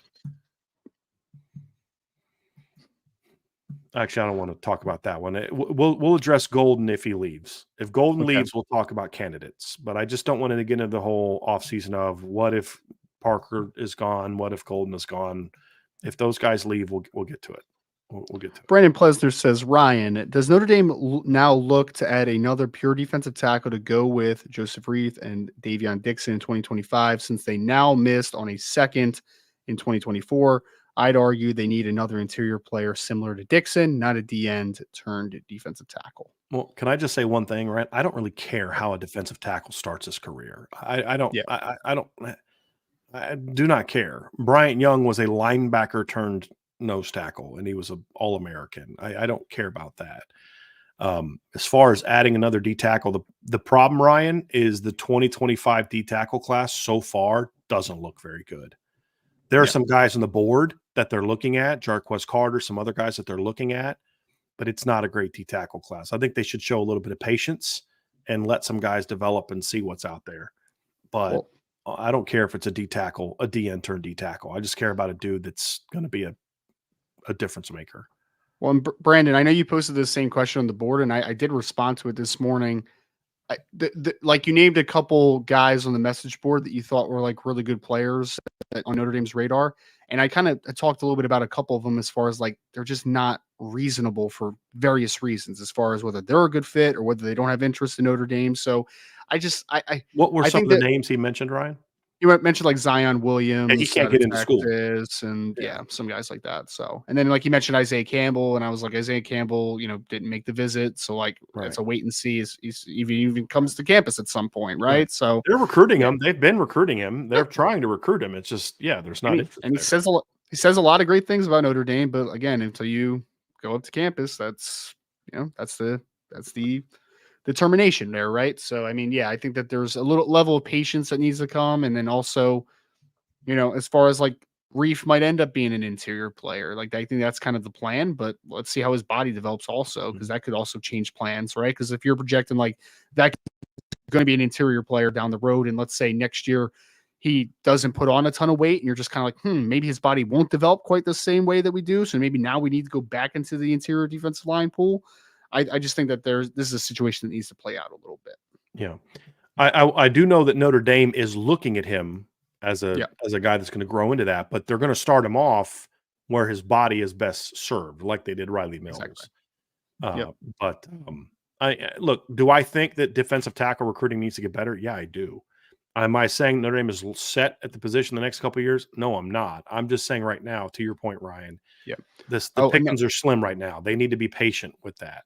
Another one that Brandon put out, and I think he just put it back in the chat. Landon Rink is not leaving the Redlands. He's not. He's going to Texas or a Texas school or Oklahoma. That's all he's going to, Brandon. He's not coming up north for anyone. And the other thing about Landon Rink too isn't he kind of he's a smaller guy. He's only like DN body that would have to grow into a D tackle. He's like 6'3", 250-ish type of guy. So that would be kind of a DN turned D tackle as well. But Ryan's correct. That kid's not leaving the Southwest. He is, or at least the Southwest geographically. He's going to be playing in the SEC, but it's going to be for one of the Southwestern versions of the SEC. Yeah. He's going to one of the Texas schools or Oklahoma. That's always been kind of where you are. Because Landon said great things about Notre Dame too, but he was another kid that never visited Notre Dame because I don't think he ever really took a visit up north. Like he that's where he's going to stay. It's where he's going to stay. So is what it is. Well, but just patience is needed here. This for Notre Dame. Not even talking about fans, but for Notre Dame, don't rush into a kid that right now may not be that guy. Let it process out. Let some kids develop. Let some kids grow, and then try to find the next Nnamdi Agboko before he commits to someone else. Right. That would be the thing. But right now, the options are just not great right now. Got a few super chats here, Ryan. Truman Theodore Dumel. Thank you so much, Truman.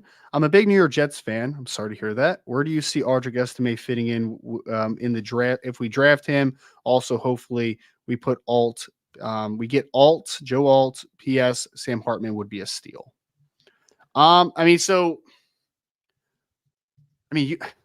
Jets really need another running back. I mean, don't you guys have Breece Hall and Dalvin Cook now? I don't know if you really need another running back, Truman, at least a high profile guy. But didn't they just cut a guy at running back recently? Didn't I see them cut Michael Carter recently? Michael Carter, yeah. They cut Michael Carter to make room for another running back. So the running back room is actually pretty good in with the New York Jets. But I would say if you wanted to get Audric Estime, I think Audric's going to end up going top 100. I think that he's going to end up going in like the third rounds because I just think he fits the profile of that early down kind of bulldozer at the next level that I think a lot of teams are going to like. So I think that he ends up going day 2 somewhere. Joe Alt would be actually, I was toying with a little bit of a mock draft a couple of days ago, Truman, and I think I actually ended up giving Joe Alt to the New York Jets in the top 10 because I think that pick, that would make so much sense. You have Mekhi Becton, who's been banged up a ton. You could now kind of use Joe Alt as a true left tackle, maybe Becton be more of a right tackle. If he's able to stay healthy, I think that would be a tremendous fit. Could Sam Hartman be a steal?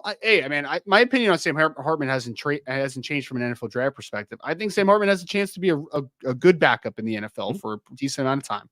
Nothing has ever changed. I fought back in the preseason of like people saying like, oh, it could be a top 50 pick and could be a future starter. I'm just like, I just don't see that. Like, I just don't see it, right? But yeah, could he be a backup in the NFL? Yeah. Have you seen some of the backups that are playing right now, Truman? I mean, literally, Tim Doyle is about to start a game for the New York Jets this weekend over Zach Wilson. Is that? I think Tim Doyle went to Indiana State. I could be wrong about that. I've literally never heard of that guy before. Yeah, he's stuck in the NFL. Tim Boyle for like 6 years, I think. Do you remember the kid that started at UCLA back in 2007 in the game that Notre Dame beat them on the road? He had like 2 last names. Like I stuck in the NFL for like 8-9 years. Bethel Johnson. Yes. Bethel Thompson. McLeod Bethel Thompson. Yes. Yep. Ridiculous. Oh man. Yeah. And Truman also said another super chat. Thank you, Truman. Audric got robbed like a Brinks truck by the Doak Walker. Agree completely. Yep. Agree completely. One for the Gipper. Thank you so much for the super chat. The future is so bright with Notre Dame. Bold prediction. Notre Dame doesn't lose a home game the next 2 years. Notre Dame will host a playoff game next year. I hope you're right. I hope so. Yeah. I hope so. It's going to really come down to me to quarterback. It really is how well can Gino Guidugli develop Angeli, Minchie, and Carr? Like, to me, that's the future. And because, next year with the 12-team playoff, Ryan, you can afford to have an early loss either to Texas A&M or Louisville. Like, to me, you got to go 1-1 in those 2 games at worst, right? And if you somehow can win both of those, then you're going to have some high-profile wins in the end of the year. If Notre Dame can go 10-2, 11-1, they're going to have a shot to be a playoff team. If they go 11-1, they're a no-brainer playoff team. But if they go 10-2, then they'll have a shot at, to be in a playoff team. I don't think it's a given because I don't know how there's years that Notre Dame could have gone 10-2 and hosted a playoff game, and other years they go 10-2 and they don't make the playoff. Like they wouldn't have made it in 2019 at 10-2 because they were not in the top 12, and they shouldn't have been because they didn't beat anybody. They lost to the only 2 good teams they played all year. Next year's schedule to me will be better than that, but probably not quite as good as this year's schedule was. In my view, because I don't think Florida State's going to be as good next year as they've been this last 2 years, at least this last year. They could look more like they were a year ago. But I think the future is very bright. It's just about, do you have the people in place from a leadership standpoint to get the most out of your talent? I think that's still a legitimate question. I'm higher on Jared Parker than most, but I have no evidence that Jared Parker is going to be the guy that can build a national championship offense in Notre Dame. I don't. Now, I'm hopeful, but I don't. I don't know that Joe Rudolph can build a Joe Moore Award winning line. I don't know I'm hopeful, but I don't know the answer to that yet. So there's still some questions. But Ryan, I love the talent that has been added to this football team since Marcus Freeman got hired. When was the last time Notre Dame had this kind of talent at running back and tight end and receiver? Just raw God-given ability. We'll see what kind of football players they become. Sure. And then you're adding another great recruiting class to it in 2024 on offense. I mean, linebacker is absolutely loaded. I love these kids, but I don't think we're ever going to see a linebacking core that's like J.D. Bertrand, Jack Kaiser, and Maris Leafau again. Just those really hard. I mean, because they're not recruiting those guys anymore, Ryan. Right. They're not.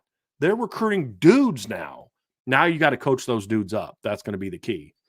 Sure. But yeah, I agree, and that's why I'm trying to stay as positive but also honest. And it's also why I'm so disappointed by this season, because it should have been better. But the future is very bright because this team, and I know some people don't follow recruiting like we do, so they may not know it because you don't know how good a guy can be until you see it. But y'all, I'm telling you, the freshman class, the incoming freshman class is loaded with big time talents. Now you just got to coach them up. But I'm with you one for the Gipper. I do think the future is bright. There's just some things we got to learn about Coach Freeman over the next year, about his ability to build a staff and build a team and those type of things. But even with him, I'm still optimistic that he can be the guy, because he's got a lot of traits that to me lead to that kind of success. There's just some things he still has to prove, in my opinion. I hope both your predictions are very correct. I hope so, though. Oh, I can't wait till Notre Dame hosts a playoff game. That'd be so much fun. That'd be so much fun. We'll have to get you up here for that one, Ryan. Yeah, have to get you up here for that. Truman with another one. Truman, you're the best, man. Thank you so much. What would it take to flip Archie Manning? Well, you don't have to flip him because he's on a college game. Portal. Yeah, from the portal. I wouldn't look at Arch. I'm sorry. I think Arch Manning's a good football player. I think I said last year, Ryan, he's a legit top 100 quarterback. He is. He was overrated as a 5-star. He was overrated in that regard, but he's still a good football player. But to me, Notre Dame doesn't need another talented, young, unproven quarterback that's never played. They already have that. They have Kenny Minchie. They have CJ Carr. If they're going to get a portal guy, they need to go for a veteran that's proven. I honestly, right now, especially since he's got a unit system, if you could tell me I could have Arch Manning or Kenny Minchie, I'm taking Kenny Minchie. I know people are going to laugh. Oh, you're Homer. That's fine. I'm just telling you, I like Kenny Minchie better than Arch Manning when you take into account that he's already got a year in the system under his belt. I'm going with Kenny Minchie. Roll with what you have. You've got talented quarterbacks. Coach them up. That's the key. And if I was going to take a young one of the two young quarterbacks, I'd rather have Malik Murphy. I think he's a more dynamic talent, in my opinion. If you were to say, hey, they're going to get one of the two Texas kids, which one would you want? I'd go with Malik Murphy. Plus, I think Malik Murphy puts some gap between. He's a couple years older than what TJ and Deuce and those guys are going to be as well. But that's just my 2 cents. I don't know. I think it makes sense. I agree. If you're taking a quarterback, whether it is a kid that you're bringing in to legitimately compete or a kid that's going to sit and have depth to the room, it's going to have to be some experience level there, right? A guy that's kind of been there, done that. And yeah, I don't think Arch Manning fits that profile. I would agree with you. I don't think it's the right window for Arch, right? Like maybe in other years, Arch would have made a lot more sense than it does this year. I would agree. Well, if they wouldn't have got Kenny Minchie last year, my answer would be completely different. Sure. Let's say they'd have had to settle for some okay legit 3-star type of kid that just was because you needed an arm. I'd say, yeah, go get Arch, because he, again, top 100 football player, and you need him and CJ, and you let him compete and those type of things. But yeah, I'm very high on Kenny Minchie and CJ Carr as the potential future for next season beyond. And then, of course, you're adding Deuce Knight in 2025. So, yeah, that's honestly, Ryan, back to the previous one. That's partly why my optimism is where it is because I'm so much more optimistic that one of these quarterbacks is going to pan out than I have been in a long time. I really am. One more from Truman. Truman said Dalvin Cook is leaving and Audric is better. RB2 Jets. Amen. I'm there for it. It would be a very good compliment to Breece Hall. Breece is a little bit more of an explosive, dynamic type of dude, and that would leave Audric to be kind of that bulldozer downhill type of kid. So it would be a nice pairing, Truman. I do think that would be a really cool pairing. And New York media would love Audric because he's just genuinely sweet. I mean, he really is. He really is. Last few, Ryan, before we get up out of here. Keith Wiegand says, of the three linebackers, J.D. Bertrand, Maris Loifal, and Jack Kaiser, which one would you like back? We've been asked this one a ton. I mean, for me, Keith, it would be the one, and I think that I would lean more towards Maris Loifal or Jack Kaiser, depending, but the guy who is okay with taking less snaps, but also still participating and being a person on special teams that can help you win football games, right? And J.D. Bertrand is the best linebacker of the three, but I think J.D. is one. I don't think he's as good as special teamer as the other two, and also I think that he would just be a guy that would be the starting Mike, right? Like he would come back to just be the starting Mike, and that's fine. There's nothing wrong with that, but I think that would hold some reps away from guys like Drake Bowen, like Nolan Ziegler, like guys that you want to start seeing play more. Yeah. So I would be okay with one of the other two if they were okay with like, hey, your split share is going to go down here. You're still going to play, but it's going to go down, but you're also going to keep playing special teams. I'd be okay in that situation. And I think you're going to agree with the statement. And JD should be the starting Mike linebacker if he came back next year because he's going to be better, significantly better than anyone they have because of his knowledge of the system experience. But that's the whole point. It's time to turn the page and put the younger guy in there. So then hopefully by November, he's better. I think it's time, Ryan, and I think it's time to move on from some kids because I don't know that bringing those three guys back in the three necessarily moves the needle for you to be a national champion next season. Yeah. I just don't see that next season being that kind of season for Notre Dame. It's about building and you at some point in time, it's why I feel the way I feel about quarterback. It's why I feel the way I feel about a lot of positions. Yeah, coach the guys up you have.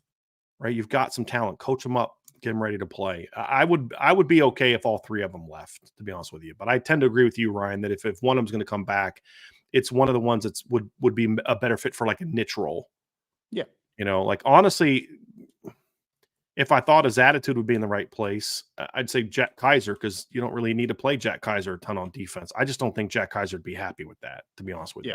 I've heard some things about him not being overly thrilled with the role he's had this year. And so I just think it's time to move on with those kids. It's a little different at D tackle because there's not the same young depth at D tackle like they have at linebacker. So I do want Mills and Cross to come back.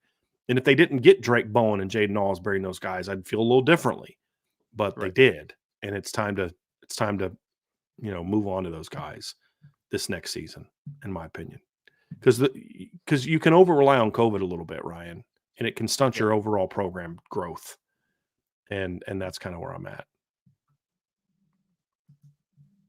We had a question from Ben Tarnowski who says, is it fair to blame Del Alexander for where the wide receiver room is still?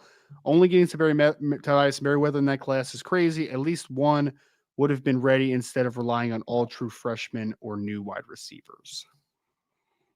Well, I mean, partly. I don't think we put it all on Dell because this group has been coached for 2 years by Chancey Stuckey. So some of the issues, I think, do rely on him. But yes, the fact that you have to play the younger players as much as you have is partly because you failed to develop your roster in previous years. There's no question about that. So, and you might have your questions about Chancey Stuckey as far as like a developer, but like he did still walk into a room where he had 4 healthy scholarship receivers, right? Like it was not a good situation. My issues with Chancey Stuckey are I don't think he can be a receivers coach on a championship caliber receivers coach right now. I don't think he's got the temperament for it. That's my big thing. I would take Chancey Stuckey over Del Alexander every freaking day of the week and twice on Saturdays. Because he's still a much better football coach. Again, my standard when not being happy with some of the things Jared Parker's done or Joe Rudolph done or Chancey Stuckey has done, it's comparing them to what's in the future, which is championships. It is not looking back because they are both significantly better coaches than what was there before. Not Hiestand, but before Hiestand. Joe Rudolph is still a better offensive line coach than Jeff Quinn. He's closer to Harry Hiestand than he is Jeff Quinn, in my opinion. Chancey Stuckey is a much better football coach than Del Alexander was at Notre Dame. Much better recruiter too, and that's a big part of it because at receiver it's kind of like just get out of their way, dude. Just shut up and leave them alone and let them go play. I'd rather you do that than what you're doing now, which is like alienating half of your roster. But the point is, you're going to have a much more talented room. Yes. And that's where Dell is responsible, because you are forced to play so many young guys. But part of it's been bad luck too. I mean, if Jaden Thomas doesn't get hurt, Deion Colsey doesn't get hurt, maybe the story of the receiver room looks a little different. I maybe because Jaden Thomas maybe could have stayed in a complimentary slot role all season. Who knows, right? But I'm still happy that Chancey Stuckey's the coach and not Dell Alexander. If those are my only two options, Sure. He's a much better coach than Dell Alexander. And if for any other reason, Ryan, if he's the same level coach, he's an incredibly better recruiter than he was. Because even the good players they got weren't because of Dell; they were because of Chip Long and Tommy Rees. So yeah, he's gross. Yeah. Ben also had another question too.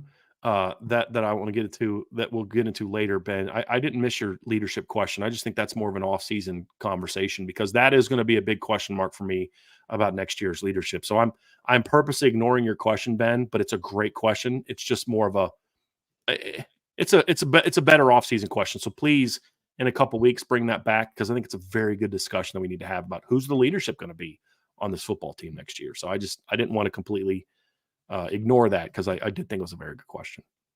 Keith Wigan says, so if Joe Alt doesn't play, do they move Blake Fisher to left tackle? No, that's too quick of a turnaround, right? Like I wouldn't do that. I wouldn't make that move, I don't think. Agree for the bowl game. You're talking the bowl game, right, Ryan? Yeah, in the bowl game, yeah. Would you make the move? Because I don't know if you were on the show that I was asked about this. My thing is, I don't know that Blake has shown me anything that makes me think he can play left tackle right now. But you almost have to use that as a thing to try to convince him to come back. I honestly, if I had to guarantee him a left tackle job in order to convince him to come back, I'd honestly just tell him to walk. I think I would too. I still like the talent of Blake Fisher, but like at some point it needs to become tangible and on the field, right? Like, and I also agree to the fact of I'm not rewarding a player by moving him to a desired position if they're not performing well enough at the position that they're already at. Like, what am I honoring to them? Like, I don't know. Like, I would rather him become a really good right tackle before I worry about him transitioning to left tackle now. Like, I don't think I would make that move either. Agree. Plus, I also don't think that Blake Fisher, like, he could probably be fine in college, right? But like, I think there's like a certain part of it, like, if I'm an offensive line coach or I'm a coaching staff in general, like talking to Blake Fisher, I'm like, Blake, you're probably not a left tackle in the NFL either, man. Like, you're probably not. I think that if you're like preparing for the future, that might not even be the best for you. Forget about for us for the short term. Like, that also might not be best for you. I mean, there needs to be a conversation that happens, man. There needs to be a conversation at some point that happens with that. Agree. Yeah. Agree. Last two, Ryan, and we're actually, I want to do this one first, and then we'll do the other one last. Andrew Porter, will either of you play the new college football video game when it comes out next year? I really hope Notre Dame is the new game. Yes, I will play. No doubt. Yes, absolutely. I mean, I know I'll be 46 years old and I'm probably too old to be playing that game, but I don't care. I will be playing it. Yes. Yes. We may have a week vacation for the IB staff when that game comes out. I'm just letting you all know that right now. Triple option time, baby. Let's do it. Last one here. Last one. Chief Brody, how often do you cater your language? I lost it. Oh, no. I got to pull it up. But basically, yes, it was. Chief, let me just find it here real quick, man, because I thought it was a really good question. Because I do want to speak to this, because here we go. This is it right here. Chief Brody says, how often do you cater your language, especially speaking on a team or player, to be less inflammatory rather than speaking frankly? I don't mean spin, but maybe using softer language than what you think. So I want to say this. First of all, I don't think speaking frankly, and this is a mistake I made for a lot of years, I don't think speaking frankly has to include inflammatory language when talking about college football players or coaches. Sometimes it's warranted. It is. But what I've tried to learn over the years, and where I've tried to grow, and this is in a lot of different ways, is you can be frank and critical, but not mean or angry. And really what it came down to was talking to some parents of Notre Dame players who were upset with me. And it wasn't that they were upset that I was critical. but a couple of them felt with their particular childs that it became um,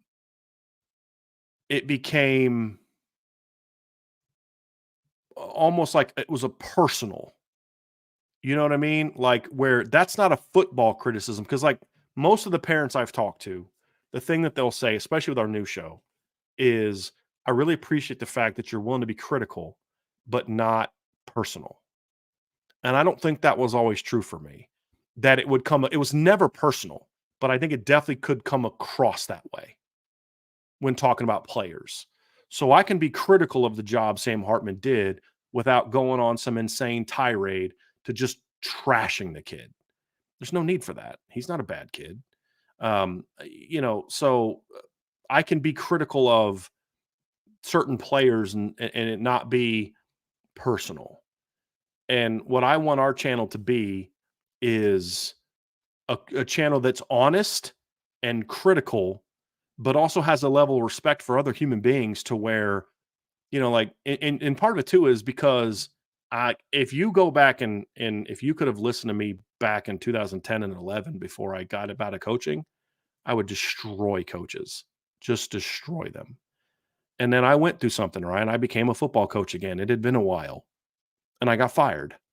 I got fired from Defiance because I thought the head coach sucked. And I thought the things he was trying to do were bad. And I let him know that. And he didn't like that. But the point is, I had to go sit down and tell my wife, our lives are about to be uprooted. And I thought, that's what's at stake here. When you just call for Jared Parker to be fired, it's a game to you. It's NCAA 2024 to you. That's what it is to you. You just fire people. There's no human emotion in it. And to me, it's like, it is to me because I know what the conversation is going to be like for Del Alexander or Jeff Quinn or Brian Van Gorder or Jared Parker to go in there and tell their wives, hey, listen, honey, I'm sorry, but we got to find a new school for the kids and we've got to move and we got to do this and we got to do that. And I'm not saying that that's not called for, that there's not a time and a place for coaches to be fired. It is part of it, but there's a better way to be critical of them and talk about them than doing those things. And so to me, it comes down to, we will never be a spin show. And I appreciate you saying not spin, but using softer language. Yeah, I think there's something to that because Ryan, I just believe at the end of the day, there's a way to be critical of certain things, but still be grown-ups and still talk football and it not just turn into a ranting, raving, yelling at everyone and standing behind my computer with no accountability, calling for a bunch of people to lose their job, their livelihoods. I'm guess what? No one's going to care at Notre Dame if I think that someone should be fired or not anyway. And so we will always be honest. We will always be critical when it's warranted, but I just don't want it to be personal. And I think at times in the past, I've crossed that line. I think at times with Brian Kelly, I crossed that line. I'm going to be honest. Now I was right. And I was, but it's like, it's something that I learned when my wife and I were going through some marital problems. We're listening to this Christian guy and he was talking about it. And he said, look, you can be right, but wrong at the top of your voice. Meaning you may be right in what you're saying, but you're wrong in how you're saying it because you're not telling your wife how you feel. You're cutting her down. That's not productive. And I do think at times I cross that line and I will again, but as long as the intention is always to stick to football, stick to honest analysis and assessment and criticism, then you're good. You're good. And people will understand where you're coming from because there's coaches at Notre Dame now who I've been very critical of, I have a pretty good relationship with. For two reasons. One, because they never feel it's personal. And two, they all know you have my phone number. If you don't like what I'm saying, call me and we'll talk like grown-ups. There's a coach on the Notre Dame staff right now who's on the staff now who I've been very critical of the last 2 years that I have a pretty good relationship with because he called me this summer, didn't like something I said. We had a really good back and forth conversation, didn't come to agreement, but he understood, I appreciate the fact that you've never made it personal. We don't agree on your evaluation of what I'm saying, but it's not personal. So that's what I want to be, Ryan, where at the end of the day, people say, man, he was really hard on that guy, but it was never personal and it never crossed the line, or at least tried to rarely do that. I think that's where that's where I want IB to be. I don't want it to be a place where all the angry people who just want to yell about things come to, or just everyone, we're firing everybody. That's not football analysis. That's your emotional reaction as a fan. And I just don't want us to be that place. And so that's why we talk the way we talk. I mean, to a degree, like I don't have Ryan do recruiting grades. Is it because Ryan's not capable of it? No, it's not that at all. Ryan be very good at it. But it's like, but there's relationships that have to happen.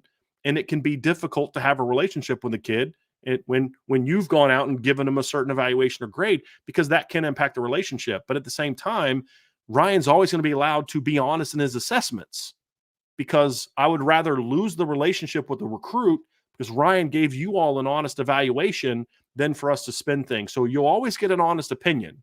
But I do think the way that it can be delivered can be done in a way that's more respectful of everybody involved.